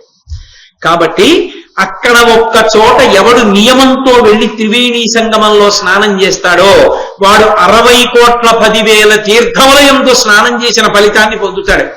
ఈ ఇన్ని తీర్థముల స్నానము వలన ఎన్ని యజ్ఞయాగాది క్రతువులు చేసిన ఫలితం వస్తుందో అంత ఫలితాన్ని తీర్థయాత్ర చేసి త్రివేణి సంగమ స్నానం చేసిన వాడి ఖాతాలో వేస్తాడు. కాబట్టి ఎంత తేలికగా అనుగ్రహించడానికి భగవంతుడు ఇచ్చాడో చూడవయా ఈ ఏర్పాటుని. కాబట్టి త్రివేణి సంగమంలో స్నానం చేస్తే వాడి ఫలితం ఏమంటే నేనేం చెప్పగలను. వాడు అనేకమైన రాజసూయ మహాయాగములు, అశ్వమేధయాగములు, సత్యవ్రతాలు, చతుర్వేదాలు అధ్యయనం చేయడం, తాత్పర్యం నేర్చుకోవడం, దాన ధర్మాలు చెయ్యడం చేసినటువంటి మహాపురుషుని యొక్క తల్లిదండ్రులు పూర్వతరములు ఎలా తరిస్తాయో అలా తరించి వీడిని కన్న వంశము కూడా అలా అభ్యున్నతిని పొందుతుంది. అంత గొప్ప గొప్ప క్షేత్రములయ్యా ఇవి అని చెప్పి నారదుడు ధర్మరాజుతో ఒక మాట చెప్పాడు. నాయన, తప్పకుండా నువ్వు కూడా తీర్థయాత్ర చెయ్యి. అర్జునుడు ఇక్కడ ఎలాగో లేడు కాబట్టి నువ్వు నీ తమ్ముళ్లతో, నీ భార్య ద్రౌపదీదేవితో, నీ పురోహితుడైనటువంటి ధౌమ్యునితో కలిసి తీర్థయాత్రకు బయలుదేరు. పక్కన పురోహితుడు ఉండాలి తీర్థయాత్రకు వెళ్ళినప్పుడు. ఎందుకు ఉండాలి పురోహితుడు? అక్కడికి వెళ్ళిన తర్వాత ఇక్కడ ఇది చేసుకుంటే మంచిదండి అంటారు. ఇది చేసుకుంటే మంచిదండి అంటే, అయ్యో మా బ్రహ్మగారు లేరండి, ఇక్కడ ఎవరిని అడగాలో, సరిగ్గా చేస్తారో చేయరో, మళ్ళీ అటువంటి నింద చేయకూడదు బ్రహ్మస్థానంలో కూర్చోబెట్టి. ఇంటి పురోహితుడు కూడా యాత్రకు వస్తే ఎప్పుడు ఎక్కడ ఏది చేసుకోవాలో దాన్ని నీతో చేయిస్తాడు. చేయిస్తే దాని వలన ఫలితం వస్తుంది. కాబట్టి పురోహితుడైనటువంటి ధౌమ్యుణ్ణి కూడా తీసుకుని బయలుదేరు. ఆయన అంగీకారాన్ని, ఆయన ఆశీర్వచనాన్ని పొంది ఆయన్ని కూడా తీసుకుని వెళ్ళు అంటే, అర్జునుడు లేక నాకు కూడా చాలా చిన్నపోయింది, ఎప్పుడు తిరిగి వస్తాడో అని నేను ఎదురు చూస్తున్నాను. కాబట్టి ఈలోగా నేను ఖాళీగా ఉండకుండా తప్పకుండా నేను తీర్థయాత్ర చేస్తాను అని ధర్మరాజు గారు సంతోషిస్తూ అన్నాడు. ఈలోగా నారదుడు అన్నాడు, నీ అదృష్టం పండి రోమశ మహర్షి వస్తున్నారు, వారు వచ్చి నిన్ను తీర్థయాత్రకి తీసుకెడతారు అన్నాడు. మీతో మనవి చేశా రోమశ మహర్షి యొక్క గొప్పతనం, ఆయన తీర్థయాత్ర చేయడంలోనే ఆయన ప్రత్యేకత. ఆయన వచ్చి ధర్మరాజు గారితో అన్నాడు, ఈశున నీశు దొట్టి సుడిలెల్ల నభీష్టవరంబులిచ్చుటం చేసి కృతార్థుడైన కురుసింహము ఊర్జిత శౌర్యునర్జునున్ భాసురతేజు విశ్వ పరిపాలకుడైన మహేంద్ర తోడనే కాసనమెక్కియున్న మహిమాస్పదు ఇంద్ర తనూజు చూచితిన్ బలవంతులైన భీష్మాదుల నర్జనుడొచ్చు నుర్జితుండై మరి పోరుల కర్ణుండు పదారవకలకు సమానుండు కాడు కవ్వడి తోడన్. ఓ ధర్మరాజా, నేను ఇంద్రలోకానికి వెళ్ళాను. నేను ఇంద్రలోకానికి వెడితే అక్కడ మీ తమ్ముడైనటువంటి అర్జునుడు దేవేంద్రుడి యొక్క ఆసనం మీద అర్ధసింహాసనాన్ని అలంకరించి కూర్చుని ఉండగా నేను చూశాను. పరమేశ్వరుడితో పోటీ పడి దేవతలందరూ ఆయనకి అస్త్రబలాన్ని ఇచ్చారు. ఇంద్రుడి దగ్గర వజ్రాయుధం పుచ్చుకున్నాడు, వరుణుడి దగ్గర వరుణ పాశాలు పుచ్చుకున్నాడు, కుబేరుడి దగ్గర కౌబేరాస్త్రం పుచ్చుకున్నాడు, ఒక్కొక్కళ్ళ దగ్గర ఒక్కొక్క అస్త్రం పుచ్చుకున్నాడు. పరమశివుడి దగ్గర పాశుపతాస్త్రమే పొంది దేవేంద్రుడి యొక్క అర్ధసింహాసనం మీద కూర్చుని ఉన్నాడు. దేవేంద్రుడు తన యొక్క సలహాగా నీకు ఒక మాట చెప్పమన్నాడు. నిన్ను తీర్థయాత్రలు చెయ్యమని చెప్పాడు.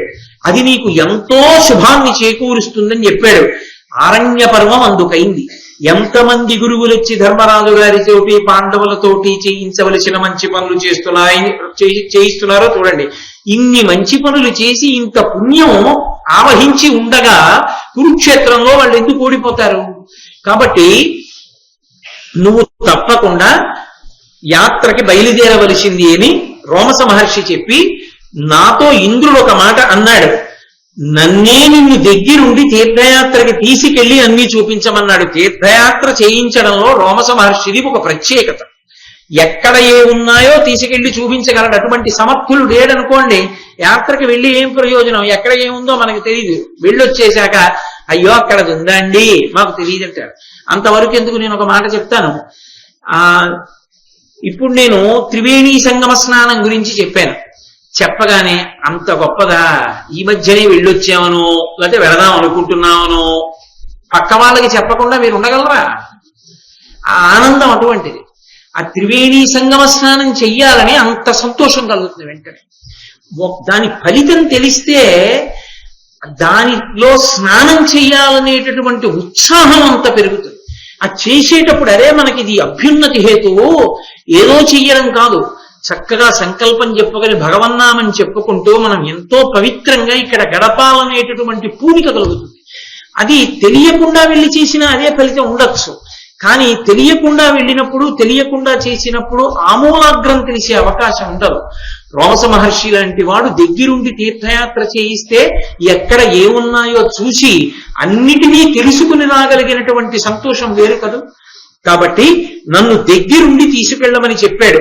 ఇన్ని అస్త్రములు పొందిన కారణం చేత ఇవాళ అర్జునుడు పొందినటువంటి అస్త్ర వైభవము వలన కర్ణుడు అర్జునుని యొక్క శక్తిలో 16వ వంతుకి సరిపోడు. కాబట్టి కర్ణుడు ఏ అనుమానం లేకుండా అర్జునుని చేతిలో హతుడైపోతాడు. కర్ణుడి గురించి తలుచుకుంటేనే నాకు నిద్ర పట్టదన్నాడు ధర్మరాజు గారు. ఇప్పుడు ఆ కర్ణుడి గురించి నువ్వు ఆలోచించవలసిన పని లేదు. కాబట్టి నువ్వు సంతోషంగా బయలుదేరి తీర్థయాత్ర చెయ్యవలసింది అన్నాడు. అంటే ధర్మరాజు గారు మళ్ళీ అడిగాడు, అసలు ఈ తీర్థములకు, ఈ నదులకు, ఆ దేవాలయములకు, ఆ పర్వతములకు, ఆయా ప్రాంతములకు, ఆయా ఆశ్రమములకు అంత శక్తి ఎక్కడి నుంచి వచ్చింది? వెళ్ళి తొక్కితే, కూర్చుంటే, స్నానం చేస్తే, తాగితే, పడుకుంటే, తిరిగితే, దర్శనం చేస్తే, భగవన్నామని చెప్తే అంత శక్తి ఆ ప్రదేశాలకు ఎలా వచ్చింది? భూమి అంతా ఒక్కటైనప్పుడు ఒక ప్రదేశానికి లేని శక్తి వేరొక ప్రదేశమునందు ఎలా పటమరించింది? ఇంత శక్తి ఆయా ప్రదేశములకు ఏ కారణం చేత వచ్చిందో నాకు చెప్పవలసింది అన్నాడు. తప్పకుండా నీకు చెప్తాను. నీకు చెప్పే ముందు ఒక విశేషాన్ని చెప్పవలసిన అవసరం ఉంది. నువ్వు నన్ను ఈ భూమండలంలో ఉన్న ప్రధానమైనటువంటి తీర్థముల గురించి చెప్పమన్నావు కదూ, ఇప్పటిదాకా నేను నీకు ఆ తీర్థముల గురించి చెప్పాను. అవి వినడం వల్ల వచ్చే ప్రయోజనం ఏమిటో తెలుసా? అనవజ్య తీర్థసేవనమును, కపిలా స్వర్ణ దానములు, ఉగ్ర తపంబును చేయువానికి బోలునే పడయగ పేర్మి ఉభయలోక సుఖంబుల్. తీర్థయాత్ర చేయడం వల్ల ఎంత ఫలితం వస్తుంది అంటే, అనవజ్య తీర్థసేవనమును, ఆ తీర్థయాత్రకి వెళ్ళడం, కపిల గోవుని దానం చేయడం, బంగారాన్ని దానం చేయడం, చాలా గొప్పగా తపస్సు చేయడం, ఈ నాలుగిటిని సమానంగా చెప్పాడు. కాబట్టి తీర్థయాత్రని తక్కువ చేయడానికి అవకాశం లేదు. తీర్థయాత్ర అంత గొప్పది. కాబట్టి ఆ తీర్థయాత్రకి నువ్వు తప్పకుండా బయలుదేరవలసింది. కాబట్టి నువ్వు యాత్రకి బయలుదేరు అనగానే ధర్మరాజు గారు అన్నాడు, నా దగ్గర ఉన్నటువంటి అనుచర వర్గంలో నన్ను అనుగమిస్తున్న వాళ్ళలో కొంతమంది సన్యాసులు ఉన్నారు, కొంతమంది భిక్షాటన మాత్రమే చేసి కడుపు నింపుకునేటటువంటి నియమం ఉన్న వాళ్ళు ఉన్నారు. వీళ్ళిద్దరినీ నాతో రావడానికి వీల్లేదని చెప్పి పక్కకి పంపించేస్తాను, వెనక్కి మరలించేస్తాను. నేను నియమం తీర్థయాత్రలో కుదరకపోవచ్చు. అందుకని వాళ్ళని వెనక్కి మరల్చి నేను, నా తమ్ముళ్ళు, నా భార్య, ధౌమ్యుడు మొదలైనటువంటి వాళ్ళు ఈ కామ్యక వనం నుంచి ఇంకొక 3 రోజులు ఉంటాం ఇక్కడ. ఎందుకని? తీర్థయాత్రకు కావలసినవన్నీ సర్దుకుని బయలుదేరుతాం. మార్గశీర్ష మాసం చివర తీర్థయాత్రలకు బయలుదేరుతాం అన్నాడు ధర్మరాజు గారు. ఎందుకని? మార్గశీర్ష మాసం చివర సర్వోత్కృష్టమైన కాలం అది, ఉపాసనకి చిట్ట చివరది. అందుకే దాని పేరే మార్గశిరము అని మనం అంటాం. మార్గశీర్షము అది మార్గమునకు చిట్ట చివరకి వచ్చినది. ఏమిటి చిట్ట చివర? ఏమిటి చిట్ట చివర అంటే దక్షిణాయనం అంతా ఉపాసనా కాలం. దక్షిణాయనం అంతా ఉపాసనా కాలం కాబట్టి దక్షిణాయనంలో ఉపాసన అంతా చేస్తే ఉత్తరాయణ పుణ్యకాలంలోకి ప్రవేశిస్తాడు. అంటే భగవంతుని యొక్క అనుగ్రహాన్ని పరిపూర్ణంగా పొందడానికి యోగ్యమైన కాలం ఆ కాలం. కాబట్టి అందుకే భోగి పండగ, మకర సంక్రమణము అవన్నీ అప్పుడు వస్తాయి. భోగి అన్న మాట రావడానికి కారణం అదే. భోగి 2 రకములైన భోగములు జరుగుతాయి. ఒకటి, వ్యవసాయదారులకు పంట అంతా చేతికి వస్తుంది కోతలు పోసి. అందుకని రైతు చాలా సంతోషంగా ఉంటాడు. పంట ఇంటికి వచ్చిందని పాయసాన్నం వండుకొని అమ్మవారికి నైవేద్యం చేస్తారు. లక్ష్మీదేవికి హోమం చేస్తారు ఆ కాలంలో. పాడి పంటలను ఇచ్చింది కాబట్టి పశువులన్నిటికీ కూడా పాయసాన్నం వండి ప్రత్యేకంగా తినిపిస్తారు కనుమ పండుగ నాడు. అలాగే పసిపిల్లలకి పీడ పడితే పోవాలి అని రేగుపళ్లతో భోగి పీడ తీసేస్తారు. వాళ్ళు ఉత్తర కాలమునందు చాలా భోగం అనుభవించడానికి కావలసినటువంటి తేజస్సు వారి యందు నిలబడాలి అని కోరుకుంటూ. ఆంతరమైన భోగి ఏమిటి? ఉత్తరాయణ పుణ్యకాలం వచ్చింది అనేటప్పటికీ మనమందరం కూడా భగవంతుని యొక్క అనుగ్రహాన్ని పరిపూర్ణంగా పొందడానికి యోగ్యమైనటువంటి కాలం. దక్షిణాయనంలో ఉపాసన చేసి ఉన్న కారణం చేత ఆ ఉపాసన యొక్క ఫలితమే ఉత్తరాయణ పుణ్యకాలమునందు కనపడుతుంది. అందుకే కళ్యాణకారకమై ఉంటుంది. అందుకే మార్గశిర మాసంలో ఏం చేశారు అంటే, భాగవతంలో వ్యాసుల వారు చెప్పింది కాత్యాయని వ్రతం చేశారు. పరదేవతని ఆరాధన చెయ్యాలి. మార్గశిర మాసంలో చెయ్యవలసింది ఏది అంటే పార్వతీదేవి యొక్క ఆరాధనము, పార్వతీదేవి పూజలు జరగాలి. మార్గశిర మాసంలో వచ్చేటటువంటి ఆర్ద్రా నక్షత్రంలో తెల్లవారుజామున 3:30 శివాలయాల్లో అభిషేకాలు జరగాలి. యథార్థమునకు మార్గశీర్ష మాసం అంతా కూడా పరమశివుడు పార్వతీదేవుల యొక్క ఆరాధనకు సంబంధించిన కాలము. అందుకే కాత్యాయని మహామాయే మహాయోగిన్యధీశ్వరి నందకోప సుతందేవి పతిమ్మే కురుతే నమః అని వ్యాసుల వారు భాగవతంలో సంస్కృత మూలంలో చెప్తారు. వాళ్ళందరూ కూడా కాత్యాయని వ్రతం చేసి కృష్ణుణ్ణి పతిగా పొందుతామని చేసినటువంటి కాలము మార్గశీర్ష మాసం. ఆ మార్గశీర్ష మాసంలో చేస్తే శీర్షము చివరకు వచ్చేసింది ఉపాసన. మార్గశీర్షం అయిపోతే పుష్యమాసం వచ్చేస్తుంది. పుష్యమాసంలో ఉత్తరాయణ పుణ్యకాలం ప్రవేశిస్తుంది. ఉత్తరాయణ పుణ్యకాలం ప్రవేశిస్తే పితృదేవతల దగ్గర నుంచి తరిస్తారు చేసిన మంచి పనుల వలన. దక్షిణాయనంలో చేసిన ఉపాసన వలన జీవి తరిస్తాడు. అది యోగ్యమైన కాలం కనుక బాహ్యమునందు కూడా అనుకూలంగా ఉంటుంది, చల్లగా ఉంటుంది. ఆరోగ్యం దేని వల్ల దెబ్బతింటుంది అంటే నీటి వలన దెబ్బతింటుంది. నీరు ఎక్కువ శరీరం ఎప్పుడు అడుగుతుంది? వేడిగా ఉంటే అడుగుతుంది. దేవాలయ ప్రాంగణాలన్నీ రాతితో నిర్మింపబడి ఉంటాయి. మంచి వేసవకాలంలో యాత్రకు వెడితే ఇక ప్రతివాడు గుళ్ళో చెప్పులు వేసుకు తిరగడం మొదలు పెడతాడు. ఇక్కడ చెప్పులు వేసుకు తిరగరాదు అని బోర్డులు పెట్టవలసిన అవసరం వస్తుంది. ఎందుకని? చెప్పులతో వెళ్ళకపోతే కాళ్ళు కాలుతాయి. ఒక్కొక్క దేవాలయానికి ప్రధాన ద్వారం దగ్గర నుంచి లోపలికి వెళ్ళడానికి ఎంతో దూరం నడిచి వెళ్ళవలసి ఉంటుంది. ఒకానొకప్పుడు మండు వేసవిలో శ్రీకాళహస్తిలో నేను దర్శనానికి వెడితే ప్రధాన ద్వారం దగ్గర నుంచి కాళహస్తీశ్వరుడి ఆలయం లోపలికి వెళ్లి బయటికి వచ్చేటప్పటికి నా కాళ్ళు ఇంతంత బొబ్బలు ఎక్కిపోతే నేను ఉన్నటువంటి విడిది వరకు కూడా నడవలేక బొబ్బలు చితికిపోతాయని పక్కన ఉన్నటువంటి వేరొక ప్రాంగణంలో గది తీసుకుని సాయంకాలం వరకు ఉండి వాటికి ఏదో నూనె రాస్తే అవి కొంచెం పగిలిపోతాయేమో అనుకుంటే నా మిగిలిన యాత్ర కొంత తగ్గించుకుని నేను కాలికి గుడ్డలు కట్టుకుని రైలు ఎక్కవలసి వచ్చింది. వేసవి కాలంలో చేసేటటువంటి యాత్రకి ప్రతిబంధకం ఉంటుంది. పైగా వేసవి కాలంలో చేస్తే వడగాట్లు, అకస్మాత్తుగా ఆరోగ్యం పాడవుతుంది. వేసవి కాలంలో యాత్ర చేస్తే శరీరం నీరు ఎక్కువ పుచ్చుకొని అతిసారాది వ్యాధులు ప్రబలుతాయి. ఆ నీరు సరి అయింది కాకపోతే. అన్ని ప్రాంతాలలో నీరు శరీరం అంగీకరించదు. చల్లగా ఉంటుంది కాబట్టి, అది ఎక్కువ నీరు అడిగేది కాదు కాబట్టి, సాత్వికమైన ఆహారాన్ని శరీరం జీర్ణం చేసుకుంటుంది కాబట్టి, ఎక్కడ పడుకున్నా ఓ దుప్పటి కప్పుకు పడుకుంటే చాలు నిద్ర పడుతుంది కాబట్టి, అన్ని విధాల వాతావరణం ఆనుకూల్యతని పొంది ఉంటుంది కాబట్టి మార్గశీర్ష మాసపు చివరి రోజులలో మహానుభావుడైనటువంటి ధర్మరాజు గారు యాత్రకి బయలుదేరారు. యాత్రకి ఎప్పుడు బయలుదేరాలో ఎలా వెళ్లాలో కూడా భారతాన్ని చదువుకుంటే అసలు తీర్థయాత్ర ఎలా చెయ్యాలి అన్నది అర్థమవుతుంది. తీర్థయాత్రలు చేసేవాళ్ళు మహాభారతంలో ఆరణ్య పర్వాన్ని చదువుకుని తీర్థయాత్ర చేస్తే ఎక్కువ ఫలితం వస్తుంది. మేము ఎక్కడికి వెళ్ళాలండి అని అడగక్కర్లేదు. వీటిలో ఏదో తీర్థం ఎంచుకుని వెళ్ళవచ్చు. వెళ్ళేటప్పుడు ఎలా వెళ్ళాలో ఎవరితో వెళ్ళాలో కూడా తీర్థయాత్ర అర్థమైపోతుంది. భార్యను వదిలేసి వెళ్ళిపోకూడదు. మా ఆవిడ ఇంట్లో ఉంటుందండి నేను వెళ్ళిపోతానండి అనో, లేకపోతే మా ఆయనకి ఖాళీ లేదు నేను వెళ్ళిపోతానండి అనకూడదు. ఇద్దరూ కలిసి తమ పితృదేవతల్ని తరింప చేయడానికి ఒండరులు కలిసి తీర్థయాత్ర చెయ్యాలి. తీర్థయాత్ర కూడా చేయకపోతే కలిసి ఆ దాంపత్యానికి నమస్కారం. కాబట్టి వెంటనే ఆ కొన్ని వేల మంది బ్రాహ్మణులు ఉన్నారు కదా చుట్టూ, వాళ్ళందరూ అన్నారు ధర్మరాజు గారితోటి, నీ అనుజులు ధనుర్ధరులు, అనింద్య చైత్రులు, దీర్ఘ తీక్షణౌకౌక్షేయక పాణులు, అచ్చమల కీర్తులు కావగా రోమశుండు తేజోయుతుడెల్ల తీర్థములు చూపగా, తీర్థములాడు వెక్క లక్ష్మీయుత ఇప్పుడు నిన్ననుగమింపగ కంటివి పుణ్య సంపదలు. ఆ వేల మంది బ్రాహ్మణులు అన్నారు, ధర్మరాజా నీ అనుజులు ధనుర్ధరులు, నీ తమ్ముళ్ళు ఉన్నారే వాళ్ళు ఎప్పుడు ధనస్సు మొదలైనవి పట్టుకుని ఉంటారు, ఆయుధాలు.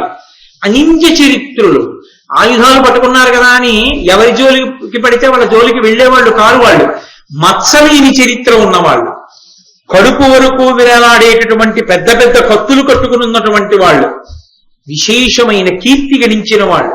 ఇక రోమశుడో ఒక్క యాత్రకి వెడితే ఎక్కడ స్నానం చేయాలో, ఎప్పుడు స్నానం చేయాలో, ఏ గుడిలోకి వెళ్ళాలో, ఆ గుడిలో దర్శనం చేసుకుంటే ఏ ఫలితం వస్తుందో చెప్పగలిగిన సమర్థుడు. వెనక వెడుతున్న వాడివి నువ్వు, ద్రౌపదీదేవి. ఇలాంటి యాత్రకి వెడుతున్న బృందంతో కలిసి వెడితే మేము కూడా చక్కగా అవన్నీ స్నానాలు చేసి తెలుసుకుంటాం తప్ప మా మొహం మేము ఒక కళ్ళం వెడితే ఏం తెలుసుకుంటాం ధర్మరాజా, మేము నీతో వచ్చేస్తాం.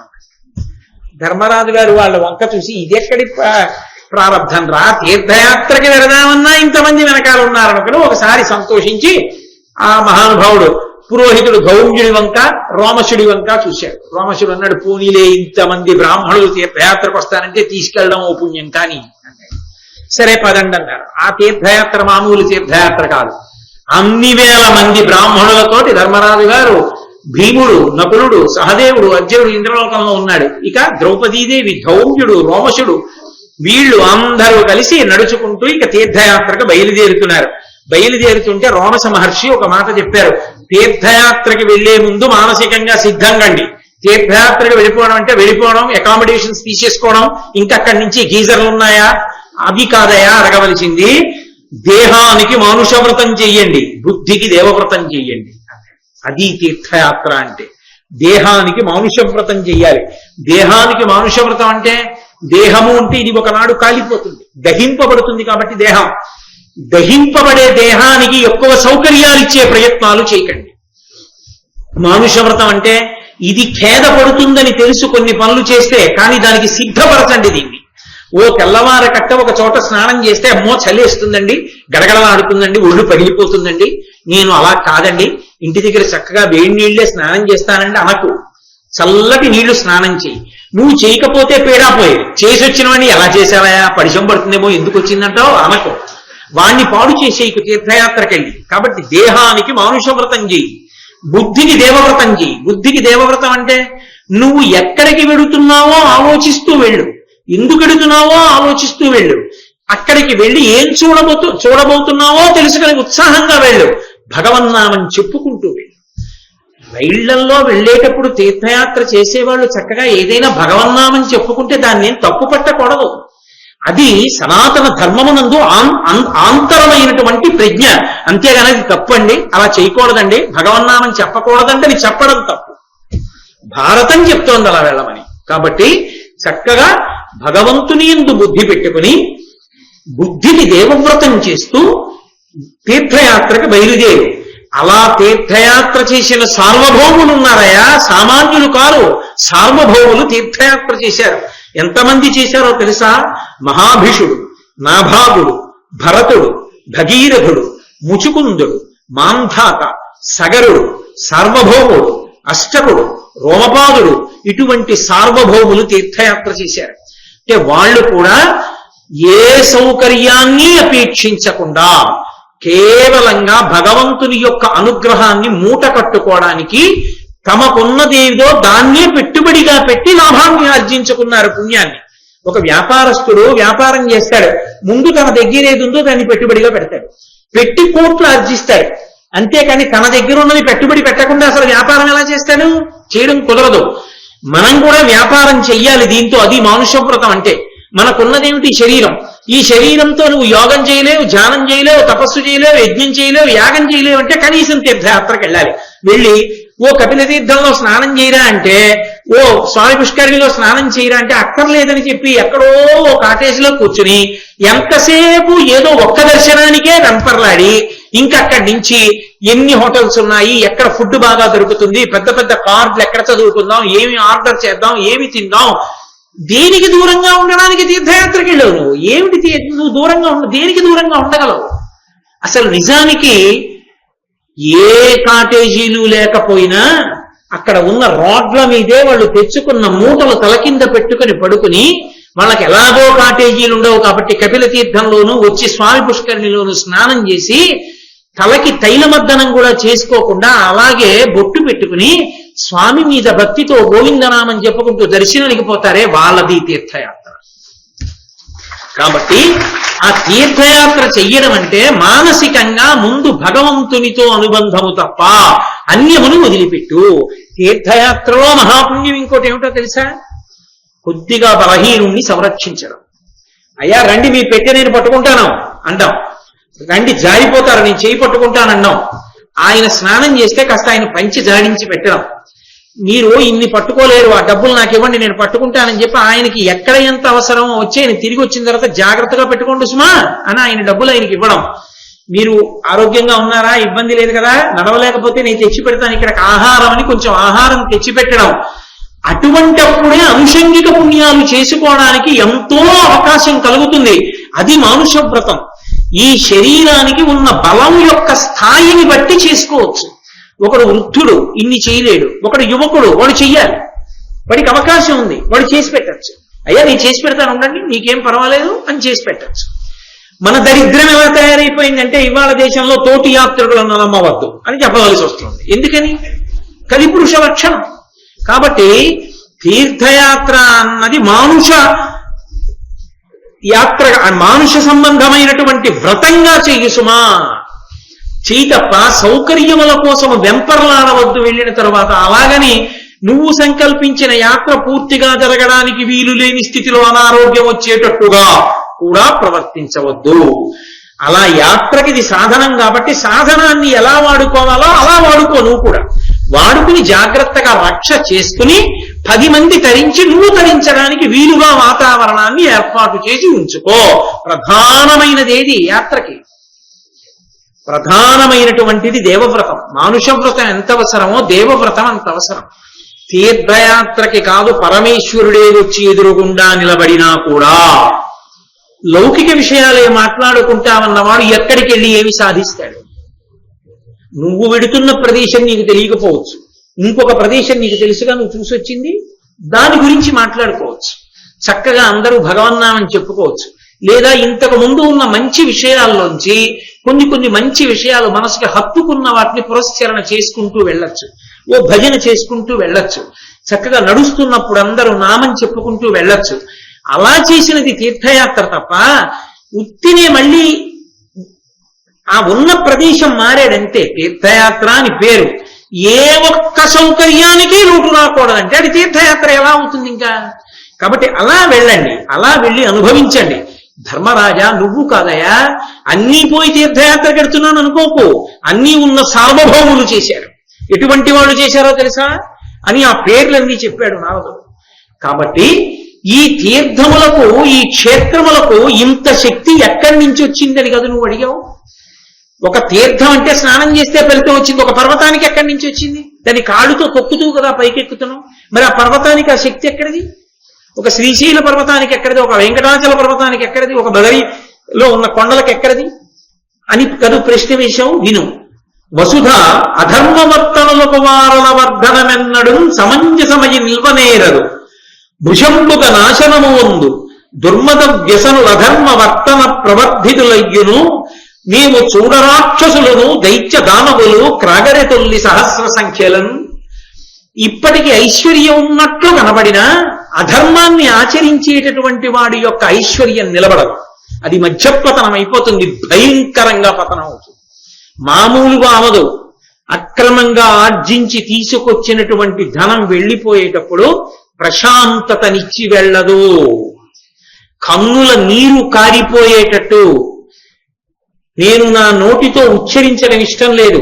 అక్రమంగా తనవి కానివన్నీ తీసుకొచ్చి ఇంట్లో పెట్టినందుకు రావణాసురుడి కళ్ళ ముందు బిడ్డలు వెళ్ళిపోయారు, కళ్ళ ముందు తోడపుట్టిన వాళ్ళు వెళ్ళిపోయారు, కళ్ళ ముందు తనని నమ్ముకున్న వాళ్ళు వెళ్ళిపోయారు, కళ్ళ ముందు తాను ఉన్న ఊరు కాలిపోయింది. ధర్మాన్ని నమ్ముకున్న విభీషణుడు చిరంజీవి అయి లంకాపట్టణానికి పరిపాలకుడయ్యాడు. ఎవడు ధర్మాన్ని పట్టుకున్నాడో వాడి ఐశ్వర్యం శాశ్వతం. ఎవడు అధర్మాన్ని పట్టుకున్నాడో వాడి ఐశ్వర్యం మధ్య పతనం. ఇప్పటికి సంపాదించిన వాడిలా గొప్పవాడిలా కనపడతాడు, కానీ అది గొప్పతనం కాదు.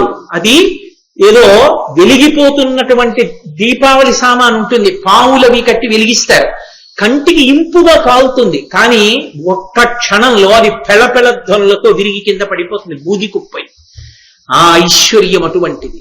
కాబట్టి ధనవంతుల అక్రమార్జనతో, అక్రమ మార్గములతో, అధర్మంతో ఉన్న వాళ్ళ స్పర్శ పవిత్రతనివ్వదు సరికదా, వారి ఐశ్వర్యము కూడా మధ్యపతన హేతుదే. కానీ ధర్మరాజా, పరమధార్మికులైనటువంటి వారు కొంతమంది ఉన్నారు ఈ భూమిలో. వాళ్ళు ధర్మమే ధర్మమే ధర్మమే, ధర్మం తప్ప వేరొకటి వాళ్ళకి అక్కర్లేదు. అటువంటి వాళ్ళు ఉన్నారే, అటువంటి వారు ఎక్కడికి వెళ్ళి నిలబడ్డారో, ఎక్కడ ఉన్నారో, ఎక్కడ తిన్నారో, ఎక్కడ తాగారో, ఎక్కడ పడుకున్నారో ఆ ప్రాంతములు పునీతములయ్యాయి. అందుకని ఆ ప్రదేశములకు ఆ శక్తి వచ్చింది, అభిపుణ్యాన్ని ఇవ్వగలరు. ఒక భద్రుడు గొప్ప తపస్సు చేశాడు రామచంద్రమూర్తి గురించి. ప్రత్యక్షం అయ్యాడు శ్రీ మహావిష్ణువుగా. కాదు, నాకు రాముడిగా రా అన్నాడు. అంటే మహానుభావుడు రామచంద్రమూర్తిగా రావడానికి ఆయన విష్ణువుగా చతుర్భుజుడై ఉన్నవాడు ఆయుధాన్ని పట్టుకోవడంలో ఆయనే తత్రవాడు పడ్డాడు భగవంతుడు. వామాంకస్థిత జానకీ పరిలస కోదండదండంకరే చక్రంచోద్భగరేణ బాహుయుగళే శంఖం శరం దక్షిణే బిభ్రాణం జలజాతపత్రనయనం భద్రాద్రి మూర్ధే స్థితం కేయూరాది విభూషితం రఘుపతిం సౌమిత్రియుక్తం భజే. ఆ భద్రాద్రి, ఆ కొండ మీద కాలు పెట్టడం చాలు, ఆ భద్రాద్రి మీద నిలబడడం చాలు. అది ఆయన శిరస్సు. ఆయన తల మీద మనం నిలబడుతున్నాం నిజానికి, కానీ అంతటి పరమభాగవతోత్తముడు కనుక నా తల మీద వెలియమన్నాడు కనుక మనం ఆయన తల ఎక్కిన కొండెక్కినందుకు పుణ్యం. ఒక్కొక్క కొండకి పుణ్యం ఎందుకు వచ్చిందంటే అంతటి భాగవతోత్తములు అక్కడికి వెళ్ళారు కనుక, వెళ్ళి నిలబడ్డారు కనుక, కూర్చున్నారు కనుక, పడుకున్నారు కనుక ఆ ప్రాంతములకు అంత శక్తి వచ్చింది. ఒకప్పుడు రమణులు శరీరంతో ఉన్నారు కాబట్టి ఇప్పటికీ రమణాశ్రమంలో నెమలి పావుని చంపదు, పావు కుక్కని కాటేదు, కుక్క పిల్లిని చెనకదు, పిల్లి ఎలకని పట్టదు, కుక్క మనిషిని తరవదు. అన్నీ కలిపి సహజీవనం చేస్తూ అంత ప్రశాంతంగా ఉండగలుగుతున్నాయి. ఒక్కొక్కరి తపశ్శక్తి అలా ఉంటుంది. ఎప్పుడో త్రేతాయుగంలో ఉన్నటువంటి ఋష్యశృంగ మహర్షి యొక్క తపశ్శక్తికి సంబంధించిన ప్రకంపనలు కలియుగంలో శంకర భగవత్పాదులు ఇది తపోభూమి అని నిర్ణయించి ఇంత ప్రశాంతతకి ఆలవాలమని శృంగగిరి పీఠాన్ని నిర్ణయం చేశారు. అంటే ఒక్కొక్క మహాత్ముడి యొక్క తపశక్తికి సంబంధించినటువంటి తరంగములు యుగాలు దాటిపోయినా ఉండిపోతాయి. అందువల్ల వచ్చిందయా శక్తి తప్ప పర్వతంగా నది నదిగా ఇచ్చేటటువంటి శక్తి కాదు. ధర్మాత్మల యొక్క స్పర్శ వలన అంత శక్తి పొందింది. దేవతలు ధర్మవర్తులు కావన అభివృద్ధి పొంది ఘనమపు నిత్య శ్రీ విభవాన్వితులైరి ధరణీ వల్లభ ఉన్నవారు నిరుపమ శక్తి. దేవతలు ఎప్పుడూ భోగంతో ఉంటారంటే వాళ్ళు ధర్మాన్ని నమ్మి ఉంటారు. అందుకే వాళ్ళు అంత ఐశ్వర్యాన్ని పొంది నిలకడతో ఉండగలిగారయ్యా, లోకం చేత నమస్కరింపబడుతున్నారు. కాబట్టి ధర్మమే ఆశ్రయించదగినటువంటిది. అందుకే దేవతలు ఋషులు ఆశ్రయించిన ప్రాంతములు కనుక అవి అంత గొప్పగా మనకి అనుగ్రహాన్ని ఇవ్వగలుగుతున్నాయి. బాగా గుర్తుపెట్టుకో, ఒక మనిషి అభివృద్ధిలోకి రావాలి అంటే ఆ అభివృద్ధి కారకమైనటువంటివి ఈ భూమండలంలో 3 ఉన్నాయి ధర్మరాజా. ఈ 3 ఏ వ్యక్తినైనా వృద్ధిలోకి తీసుకొస్తాయి. మొట్టమొదటిది తీర్థయాత్ర. తీర్థయాత్ర మనిషి అభ్యున్నతికి కారణము. 2 యజ్ఞము. 3 విప్రుల ఆశీస్సు. ఈ 3 కూడా ఒక మనిషి అభ్యున్నతిలోకి రావడానికి హేతువులై ఉంటాయి. కాబట్టి తప్పకుండా వెళ్ళు. గయాక్షేత్రాన్ని మాత్రం మరిచిపోకు. మళ్ళీ చెప్పాడు గయ గురించి. మన కోసం చేసుకునేవి మిగిలినవి, మన కోసం పితృదేవతల కోసం కూడా చేసేది గయ. సరవి నధూతరజ ప్రియపుత్రుండు గయుడును రాజర్షి క్రతువులిందు బ్రహ్మ సరంబన బరగంగ మును చేసే ఆతని యజ్ఞంబులందు సకల జన భుక్త శేషాన్న శైలంబులిరువది ఏనగు సంఖ్యతా నిరుగనయ్యే తత్కృత క్రతు బహు దక్షిణా సంఖ్యయు ఉడు శిఖతా సంఖ్యయును ఎరుగగాదు జనులకు. అట్టి గయునామమున గయా అనగ పుణ్యతీర్థమయ్య నిధియు పితృహితార్థమిందు పిండ ప్రదానంబు చేయగలిగిన ఇష్టసిద్ధి కలుగు. గయుడనేటటువంటి రాజు అక్కడ యజ్ఞం చేసి అక్కడికి వచ్చి చూడడానికి వచ్చినటువంటి ప్రజలందరికీ అన్నం పెట్టాడు. కొన్ని లక్షల మంది అన్నం తిన్నారు. అంతమంది అన్నం తింటే ఆ అన్నం తింటున్నప్పుడు వాళ్ళ కంచాల కింద వాళ్ళు తిన్న పాత్రల పక్కన అన్నం పడింది కొంత. ఆ అన్నం అంతా తీసేసి కింద పడిపోయిన అన్నాన్ని పక్కన పోశారు. అలా పోసిన అన్నం 25 కొండలైంది. పక్కకి తీసిన అన్నం వేస్తే 25 కొండలైంది. అంటే ఎంతమంది అన్నం తిన్నారో ఆయన ఇచ్చినటువంటి దక్షిణలు ఎంత అని లెక్క పెట్టాలంటే ఈ భూమండలంలో ఉన్నటువంటి ఇసుకలో ఉన్నటువంటి రేణువులన్నింటినీ లెక్క పెట్టగలిగిన వాడు ఎవరైనా ఉంటే, ఆకాశంలోని నక్షత్రములన్నిటినీ లెక్క పెట్టగలిగిన వాడు ఎవరైనా ఉంటే, గయుడు అక్కడ చేసినటువంటి యజ్ఞంలో ఇచ్చినటువంటి భూరి దక్షిణల యొక్క విలువని కూడా లెక్క పెట్టగలడు. అంత దానం చేశాడు, అంత అన్నం పెట్టాడు. గయుడు అంత అన్నం పెట్టి అంత దానం చేసిన క్షేత్రమే గయ. అందుకే అక్కడికి వెళ్లి ఫల్గుణీ నదిలో స్నానం చేసి పితృపిండం పెడితే పితృదేవతలు తరించిపోతారు. ఒక భక్తుడు వెళ్లి ఉన్నందుకు, యజ్ఞం చేసినందుకు, అన్నం పెట్టినందుకు గయకంత ఫలితం వచ్చింది. మనం కాదు, పితృదేవతలు తరిస్తున్నారు. పితృదేవతలు కాదు, ఇంట్లో పనిచేసి మనకి ఎంతో ఆప్యాయంగా ఉండి చచ్చిపోయిన వాడు ఎవరో ఉంటాడు. వాడి పేరు తెలియదు, లేకపోతే ఏదో 4వ తరంలో ముందున్న వాళ్ళు ఎవరంటారు తెలియదండి, మాకు మా ముత్తాత గారి తండ్రి గారు తెలియదు పేరు యజ్ఞయ్య, ఇంకా ముందు యజ్ఞయ్య, ఆవిడ భార్య యజ్ఞమ్మ. ఎంతమంది పేర్లు తెలియకపోతే అంతమందికి యజ్ఞయ్య యజ్ఞమ్మ అని పేరు పెట్టి చేయించేసి ఆ రావి చెట్టు కిందకి తీసుకెళ్లి అడుగుతారు, తరించారా మా వాళ్ళని, బ్రాహ్మణ వాక్కుగా చెప్పిస్తారు, తరించారు.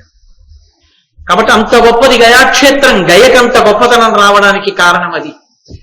గయ వెళ్ళడం గొప్ప కాదు, గయ యొక్క గొప్పతనాన్ని తెలుసుకుని వెళ్ళడం గొప్ప. దానికి భారతం కారణమవుతుంది. అందుకే భారతం చదవండి అనడానికి, దేవాలయ ప్రాంగణంలో భారతం చెప్పండి అనడానికి కారణం అదే. ఇన్ని క్షేత్రాల పేర్లు, ఇన్ని తీర్థాల పేర్లు, ఇంతమంది సార్వభౌముల పేర్లు, ఇన్ని ఎక్కడ పలకబడుతున్నాయో ఆ దేవాలయ ప్రాంగణం పునీతమైపోతుంది. విన్న వాళ్ళందరూ అంత శక్తిని పొందుతారు. కాబట్టి నీకు ఈ సందర్భంలోనే ఒక మాట చెప్తున్నాను ధర్మరాజా.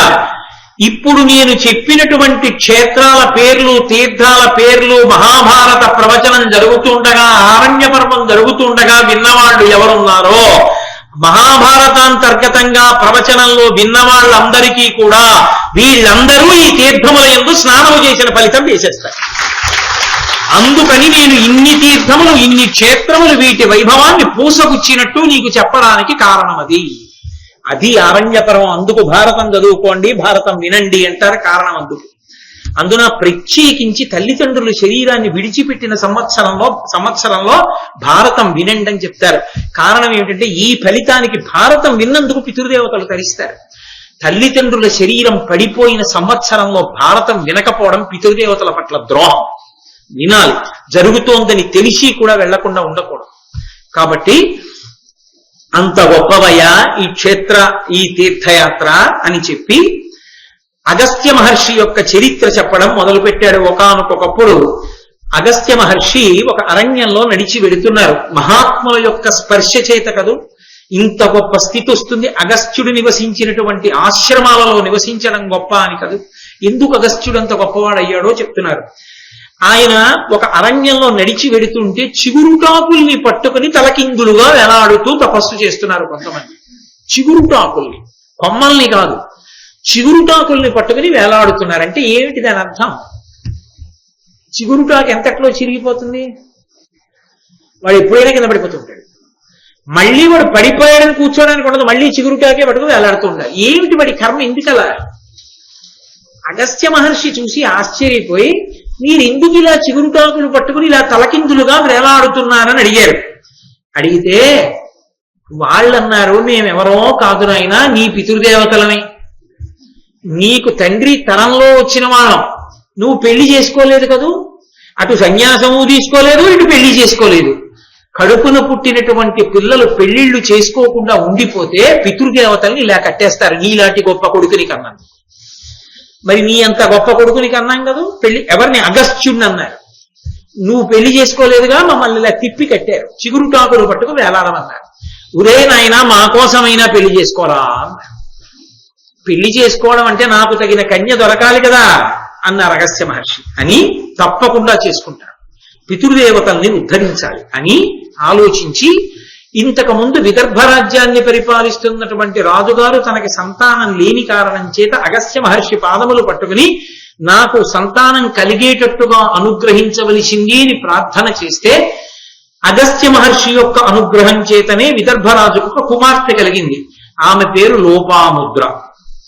ఆ లోపాముద్రనే తనకిమ్మని వెళ్లి విదర్భరాజుని అడిగాడు అగస్త్య మహర్షి. అడిగితే విదర్భరాజు అనుకున్నాడు, నారలు కట్టి కూరలనిశంబుగనుగ్రవనంబులో తపోభారమునంకుశుండైన బ్రహ్మణుడీల తాంగి పెండ్లి. నరలు కట్టి కూరలనిశంబుగ ఉగ్ర తపంబులో తపోభారము దాల్చియుండుమని పంపక మిన్నక ఉండనిర్చుని. ఈయన ఎప్పుడూ తపస్సు చేసుకుంటూ ఎక్కడో ఆశ్రమంలో కూర్చుని ఏవో దొరికినటువంటి దుంపలు, తేనె, కాయలు, పళ్ళు తింటూ జీవితాన్ని గడుపుతుంటాడే, ఏ భోగాలు కోరుకోడు కదా. ఇలాంటి వాడికి ఇచ్చి లేకలేక పుట్టిన కూతురు లోపాముద్రని వివాహం చేస్తే, రేపు నేను ఎలా తపస్సు చేస్తున్నానో అలా నువ్వు తపస్సు చేస్తూ నాకు సహాయం చెయ్యమని, జట కట్టుకోమని, నారచీరలిచ్చి, కందమూలాలు తినమని, పర్ణశాలలో ఉండమని అంటాడు కదా.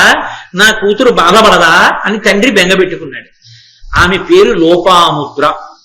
లోపాముద్ర చాలా చాలా గొప్ప పేరు. ఎందుకో తెలుసా ఆవిడ లోపాముద్ర అన్న పేరు పొందింది? ఆమె ఏది చేసినా మీరు లోపము చెప్పలేరు. శ్రీనాథుడు భీమపురాణం చేస్తే అందులో వ్యాఖ్య చేశాడు ఈ లోపాముద్ర అన్న నామానికి. ఆమె ఏది చేసినా ఇలా కాకుండా ఇలా చేస్తే బాగుండేదని ఎవ్వరూ అనడానికి వీలు లేకుండా ఏ పనినైనా చెయ్యగలిగిన తల్లి కనుక ఆమెకి లోపాముద్ర. ఏ లోపం ఉండదు ఆవిడ చేసిన పనికి. అందుకే ఇంకా అగస్త్య మహర్షి హైగ్రీవుడి దగ్గర లలితా సహస్రనామ స్తోత్రాన్ని ఉపదేశం పొందుతుంటేనే లోపాముద్రార్చిత, ఆవిడ లోపాముద్ర పూజ చేసేసింది కూడా లలితాపరాభట్టానికి. అంత గొప్పది ఆ తండ్రి. కాబట్టి ఇప్పుడు ఆ లోపాముద్ర తండ్రి దగ్గరికి వచ్చింది. నాన్నగారు మీరు ఎందుకు బెంగ పెట్టుకుంటారు? నిష్కారణంగా నాకు సంతోషం అటువంటి మహర్షిని వివాహం చేసుకోవడం, కాబట్టి నన్ను ఆయనకిచ్చి వివాహం చేయండి అని. ఆయనకిచ్చి వివాహం చేశాడు. అగస్త్య మహర్షి ఆవిడ్ని తీసుకుని పర్ణశాలకు వెళ్ళిపోయాడు. చక్కగా ఆయన జపం చేసుకుంటున్నాడు, తపస్సు చేసుకుంటున్నాడు. అమర్చవలసినవన్నీ వేళ పట్టును అమర్చి పెడుతోంది. అలా ఎన్నో సంవత్సరముల కాలం గడిచిపోయింది. వాళ్ళిద్దరి మధ్య లౌకికంగా ఉండేటటువంటి దాంపత్య జీవనం లేదు. ఆయన తపస్సు చేస్తుంటాడు, ఆమె అమరుస్తూ ఉంటుందండి. అంత పవిత్ర జీవనం గడుపుతున్నారు. ఒక రోజు ఎందుకో అగస్త్య మహర్షి లోపాముద్ర వంక చూశాడు. ఆయనకు అనిపించింది, అరే నా భార్య కదా, ఏ భార్యకైనా ఓ కోరిక ఉంటుంది, తన భర్తనే తన కొడుకుగా పొందాలి అని కోరుకుంటాడు. భర్త తేజస్సుని భార్య మాత్రమే భరించాలని కోరుకుంటాడు తప్ప అన్యుల యందది నిక్షేపింపబడేది కాదు. కాబట్టి ఈమె నా వలన నా రూపాన్ని కొడుకుగా పొందాలని అనుకుంటుందిగా భార్యగా. చాలా కాలం అయిందే వివాహం చేసుకుని, నేను తపస్సులో ఉండిపోయాను అని దగ్గరికి పిలిచి నీ కోరికేమి అని అడిగాడు. ఆవిడంది గ్రహించింది, అగస్త్య మహర్షి తనకి సంతాన ప్రదానం చెయ్యాలనుకుంటున్నాడు అని. ఆవిడంది, పతి పత్ని ప్రజార్థముగా ధృతి పడయుట ఎందుకలయదియ అయినను నన్నతిరుచిరాంబర భూషాన్విత చేసి మన ప్రియంబు నిర్మింపుదయం. నేను ధన్యురాల్ని, నాకు సంతానం కటాక్షించాలి అని మీరు మనసులో అనుగ్రహం చేశారు. కానీ నాదొక చిన్న కోరిక. ఇది తపోభూమి, ఇది ఆశ్రమవాసం. నాకు ఒక కోరిక ఉంది. ప్రహృష్టమైన మనసుతో ఉన్నప్పుడే కదా సత్సంతానం కలుగుతుంది. చీనాంబరములు, విశేషమైనటువంటి ఆభరణములు నేను పెట్టుకుని ఉండగా, నేను సంతోషంగా అటువంటి అలంకారాలతో ఉండగా మీరు నాతో సంగమిస్తే ఉత్తముడైన కుమారుణ్ణి, వంశానికి పేరు తెచ్చేవాణ్ణి కనాలని నాకు కోరికగా ఉంది. తప్పకుండా నీకు అటువంటి ఐశ్వర్యాన్ని సమకూరుస్తానని తన తపశ్శక్తి చేత సృజించగలడు. ఈ పాటి ఐశ్వర్యానికి తపశ్శక్తిని వృధా చేయడం ఎందుకు? ఈ రాజును అడిగితే ఇవ్వడని లోపాముద్ర ఆశ్రమంలో ఉండు, నేను వెళ్ళి తీసుకొస్తానని ఆయన శృతరువుడు అనబడేటటువంటి రాజు దగ్గరికి వెళ్ళి, నాకు విశేషమైనటువంటి ఐశ్వర్యము, బంగారు పల్లకి, కొన్ని వేల గోవులు, చీనాంబరములు, ఆభరణములు, భూషణములు అన్నీ కావాలన్నాడు. ఆయన వెంటనే కోశాగారానికి అధికారిని పిలిచి, ఇంత దానం చేయడానికి మన దగ్గర ఉందా అన్నాడు. వెంటనే అగస్త్య మహర్షి అన్నారు, నాకు దానం చేయడం వల్ల నువ్వు ఇప్పటి వరకు ఎవరిని కాపాడుతున్నావో వాళ్ళని కాపాడడంలో లోటు రాకూడదు.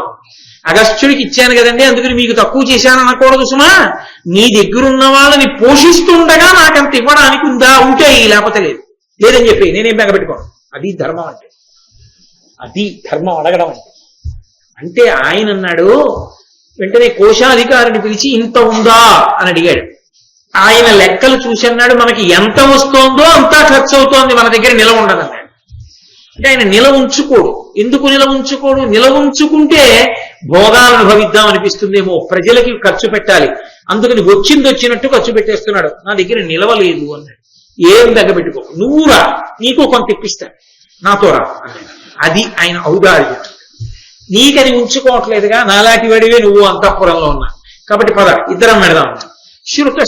ఆ వెంటనే శృతరువుడు కూడా బయలుదేరాడు.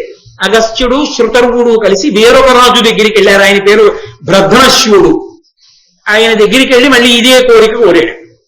ఆయన అన్నాడు, ఇదే కోరిక కోరితే మరి ఆయన కూడా ధార్మికంగా ఇవ్వాలి కదా. మళ్ళీ ఆయన కోశాధికారిని పిలిచి లెక్కలు అడిగాడు. అడిగితే ఆయన అన్నాడు, మనకి ఎంత వస్తోందో అంతా అయిపోతోంది అన్నాడు. అయితే నీ దగ్గర పుచ్చుకోను, నీకు లేదు నాతో రా, నీకు ఇప్పిస్తానన్నాడు.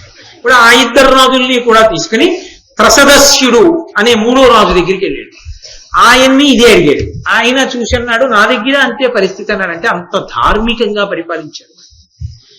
వెంటనే అగస్త్య మహర్షి అన్నారు నువ్వు నాతో రా, నీకు ఇప్పిస్తాను. నలుగురం కలిసి వెళదాం, మీరు ముగ్గురు రాజులు బ్రాహ్మణుడిని నేను నలుగురం కలిసి ఐశ్వర్యం సంపాదిద్దాం పదండి అన్నాడు. అంటే అందులో రాజులు అన్నారు ఇలా మనం ఏ రాజు దగ్గరికి వెళ్ళినా ఇదే చెప్తారు, ఎందుకంటే అందరూ అంత ధార్మికులే. ఇల్వలుడని ఒకడు ఉన్నాడు అరణ్యంలో, వాడి దగ్గర విశేష ధన సంపత్తి ఉంది, వాడు అధార్మికంగా సంపాదించి దయచేశాడు ఎవరికీ పనికి రాకుండా. ఆ ఇల్వలుడి దగ్గర తీసుకుందాం పదండి, నీకే సాధ్యం అవుతుందన్నాడు. అంటే గబగబా ఆ అరణ్యంలో ఇల్వలుడు ఉన్న ప్రదేశానికి వెళ్ళారు. విడితే ఆ ఇల్వలుడు వెంటనే అగస్త్య మహర్షిని చూసి అయా పితృకార్యం చేయాలి. ఆ రోజుల్లో బ్రాహ్మణులకు కూడా మాంసం వండి పెట్టేవారు ఆ యుగంలో, కాబట్టి పితృకార్యం అయితే మాంసం పెట్టాలి. కానీ కలియుగంలో మాంసం తినకూడదు బ్రాహ్మణుడు, అందుకే మాంసానికి ప్రత్యామ్నాయం గారె విను తప్ప తద్దినం పెడితే మాంసం పెట్టనొచ్చని కోటేశ్వరాలు చెప్పారని అనద్దు. కలియుగంలో లేదు మాంసాహార భక్షణం బ్రాహ్మణుడికి, కేవలము మినువే దానికి ప్రత్యామ్నాయం, గారె మాత్రమే పెడతారు. కాబట్టి ఆయన అగస్త్యుణ్ణి పిలిచి అయ్యా మీరు వచ్చారు, మా పితృకార్యం మీరు రావలసిందన్నాడు. అంటే సరేనని ఈయన భోజనానికి వెళ్తున్నాడు, రాజులు వస్తున్నారు. రాజులు అన్నారు వాడితో చాలా ప్రమాదం ఉండోయ్, వాడితో ఒక పెద్ద కథ ఉంది, వీళ్ళ తమ్ముడు ఉన్నాడు వాతాపి అని. ఈ ఇల్వలుడు ఒకనొకప్పుడు ఒక బ్రాహ్మణుడు వస్తే ఆయనకి భోజనం పెట్టాడు. భోజనం అంతా పెట్టేసిన తర్వాత ఆయన తినేసి వెళ్ళిపోతుంటే ఆయన వెంటపడ్డాడు. వెంటపడి నాకు సర్వసిద్ధులు కలిగే మంత్రం ఇమ్మన్నాడు. వీడు ప్రమాదకరమైన వ్యక్తి, వీడికి అటువంటి మంత్రాన్ని ఇస్తే లోకాన్ని తినేస్తాడని ఆయన ఇవ్వకుండా వెళ్ళిపోయాడు. ఆయన్ని మళ్ళీ భోజనానికి పిలిచి ఆ భోజనం పెట్టేటప్పుడు తన తమ్ముడైన వాతాపిని చంపేసి కూర వండి పెట్టేశాడు. ఆ వాతాపిని తినేశాడు. పాపం ఆ బ్రాహ్మణుడు తెలియక పితృకార్యం కదా అనుకుని తిన్నాడు.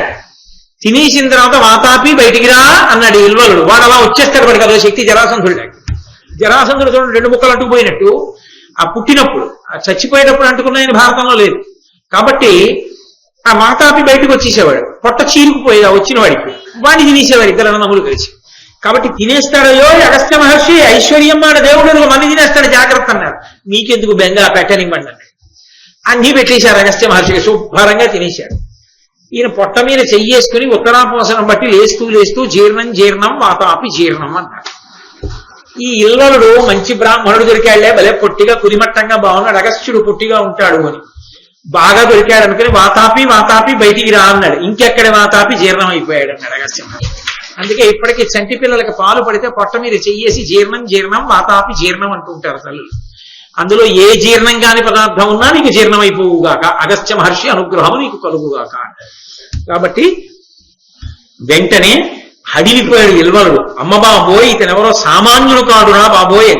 అప్పుడు ఆ ఇల్వలుడితో అడిగాడు, ఈ రాజవరులతో నేను ధనార్థినై వచ్చితి నీకు ద్రవ్యంబు కలుగు తిరిగి నావుడు అటులేని నీకు అభిమతమెంత ఎంతియు ధనమిత్తుననినా 10,000 మొదవులు 10,000 గద్దియల్ పసిడియు ఇమ్మహీపతులకిమ్మ ఒక్కొక్కనికి మరి ఒక్కరికి ఇచ్చిన దానికి రెట్టి గోధనము ఒక్క హేమమయ రథంబు ఇమ్మునా కనిన ఇల్వలుండు తక్షణంబ తలచి ఇచ్చే అయ్యగస్త్యు చెప్పినంత ధనంబు 3 మహీపతులకు కరము నిన్ని. వెంటనే అగస్త్య మహర్షి అన్నారు, ఆ ఇల్వలుడు భయపడిపోయాడు కదా, భయపడిపోయి అయ్య బాబో ఇదేంటి మా తమ్ముడిని తినేశాడు, ఇది జీర్ణమైపోయిందని, మీకేం కావాలి చెప్పండి అన్నాడు. నీ దగ్గర చాలా డబ్బు ఉందని నాకు అర్థమైంది, తెలిసింది, అందుకు వచ్చాడు. నేను అడిగినంతా నువ్వు ఇవ్వాలన్నాడు. తప్పకుండా ఇచ్చేస్తానన్నాడు. ఎలాగో కొట్టి తెచ్చి దాచినవేగా అన్ని ఇచ్చేస్తానన్నాడు. ఏమిమ్మంటావు అంటే ఆయన అన్నాడు, నాకు వీళ్ళకి రాజులు నాతో వచ్చారు 3. ఈ 3 రాజులకి ఒక్కొక్కళ్ళకి 10,000 ఆవుల చొప్పున ఇయ్యి, దానితో పాటుగా 10,000 బంగారు గణ్యాదాలు ఇయ్యి. అంటే దానికి ఒక మానికం కొలత, ఇంత 10,000 గణ్యాదాల బంగారం 20,000 గోవులు చొప్పున 3 రాజులకి ఇచ్చేశాడు. నీకేమిమ్మంటారన్నాడు. వాళ్ళకి ఎంత ఇచ్చావో రెట్టింపు నాకు ఇయ్యాలి అంటే 20,000 గోవుల్ని 20,000 గణ్యాదాల బంగారాన్ని అగస్త్యుడికి ఇచ్చాడు. ఇచ్చి ఆయన తృప్తి పడి తొందరగా వెళ్ళిపోతే చాలనుకుని, అది కాక విరావము సురావము అనబడేటటువంటి 2 గుర్రములు కట్టినటువంటి ఒక బంగారు రథాన్ని ఇచ్చాడు. ఇచ్చి అగస్త్య మహర్షిని సాగనంపాడు. ఇప్పుడు ఈ బంగారు రథం ఎక్కి అగస్త్య మహర్షి ఆశ్రమానికి వచ్చారు. రా లోపాముద్ర, ఇవన్నీ పెట్టుకో, నీకు కావలసిన నగలు పెట్టుకో, చీనాంబరాలు కట్టుకో, ఎంత ఐశ్వర్యవంతులమో చూసామా, 20,000 గోవులు ఉన్నాయి మనకి, బంగారు రథమికి విహారం చేసి వద్దాం, సంతోషంగా ప్రహృష్టంగా మన ఇద్దరం కలవాలన్నావు కదూ, కాబట్టి రా అని అగస్త్య మహర్షి ధర్మపత్ని లోపాముద్రతో కలిసి విహారం చేసి వచ్చారు.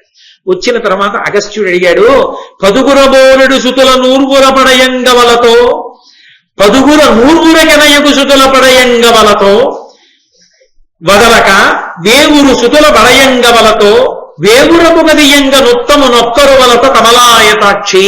లోపాముద్ర, నువ్వు చెప్పు, నీకు ఎటువంటి కొడుకు కావాలి? 10 మందితో సమానమైనటువంటి 100 మంది కొడుకులు కావాలా? 10 మంది 100 మందితో సమానమైనటువంటి 10 మంది కొడుకులు కావాలా? 1000 మంది కొడుకులు కావాలా? 1000 మందితో సమానమైన ఉత్తముడైన ఒక కొడుకు కావాలా? ఎవరు కావాలో అడుగు అన్నాడు. అంటే ఆవిడంది లోపాముద్ర, వేవురు బోనెడు వాణి మహావీర్య గుణాఢ్యమొక్క ఆత్మజు బడయంగా వలతు అపేత గుణులు వేవురు సుతులయ్యు ఎందు విఫలమ కాదే. ఎందుకయ్యా అంతమంది కొడుకులు? పనికి మాలిన వాళ్ళు ఎంతమంది కొడుకులుంటే మాత్రం ఉపయోగమే ఉంది. 1000 మందితో సమానమైన ఒక్క కొడుకునిస్తానన్నావే, అటువంటి కొడుకు వేదాంతములను తెలుసుకోగలిగినటువంటి వాడు, మహాపుణ్యాత్ముడు, గొప్ప శీలమున్నవాడు, మన వంశమంతా ఎవరి వలన తరిస్తుందో అటువంటి కొడుకు నీ వలన నాకు కావాలి, తప్పకుండా నీకు అనుగ్రహిస్తున్నానన్నాడు. మహానుభావుడైనటువంటి కుమారుడు జన్మించాడు లోపాముద్రాదేవికి. తనయుడు దృఢస్యుడనగా అనవజ్యుడు వేదములు రహస్యంబులతో ననగ జపంబు చేయుచు నినతీజుడు పుట్టె భువనమెల్ల వెలుంగన్. ఈ భువనాలన్నీ భూమి అంతా కూడా వెలిగిపోయేటట్టుగా సూర్య భగవానుడితో సమానమైనటువంటి తేజస్సు కలిగినటువంటి వాడు, దృఢస్యుడు అనబడేటటువంటి ఒక కుమారుడు జన్మించాడు. ఆ కుమారుడు 4 వేదములు, వేదాంగములు, వాటి తాత్పర్యములతో, రహస్యములతో తెలుసుకున్నవాడై నిరంతరము వేదమంత్రములను జపం చేసేటటువంటి మహాపురుషుడైనటువంటి వాడు, లోకములకు కీర్తి తేగలిగిన వాడు. ఎవరు జన్మిస్తే లోకములన్నీ కూడా విపరీతమైన ఖ్యాతిని పొందుతాయో అటువంటి మహాద్భుతమైనటువంటి కుమారుణ్ణి లోపాముద్రాదేవి కన్నది. దాని చేత అగస్త్యుని వంశమంతా తరించింది. అంత గొప్ప కొడుకుని కని ఆ తల్లి అగస్త్య మహర్షి సంతోషించారయ్యా.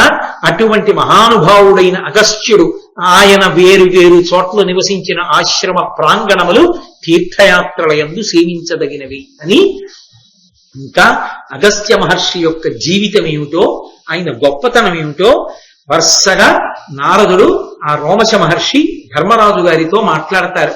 ఆ మిగిలిన వృత్తాంతం ఏమిటో, అగస్త్య మహర్షి జీవిత చరిత్ర, అసలు అది వింటే చాలు. అంతటి మహాత్ముల యొక్క జీవన విధానాన్ని, వారి విశేషాల్ని వినడమే గొప్ప. అందున రేపు ఉన్నది చాలక మహానుభావుడు నన్నయ్య గారు గంగావతరణాన్ని కూడా తీసుకొచ్చారు. కాబట్టి గంగావతరణము మొదలైనటువంటి ఘట్టాలతో కూడుకున్న భాగాల్ని రేపటి రోజున విజ్ఞాపన చేస్తాను. మళ్ళీ తిరిగి 6:30 రేపు కలుసుకుందాం. భగవానుడు పలికించినంత మేర మళ్ళీ రేపు ప్రారంభం చేద్దాం. మంగళాశాసన పరై పదాచార్య పురోగమై సర్వైశ్చ పూర్వైరాచార్యై సత్కృతాయాస్తు మంగళం. మంగళం కోసలేంద్రాయ మహనీయ గుణాత్మనే చక్రవర్తి తనూజాయ సర్వభౌమాయ మంగళం. ఉమాకాంతాయ కాంతాయ కామితార్థ ప్రదాయినే శ్రీగిరీశాయ దేవాయ మలినాథాయ మంగళం.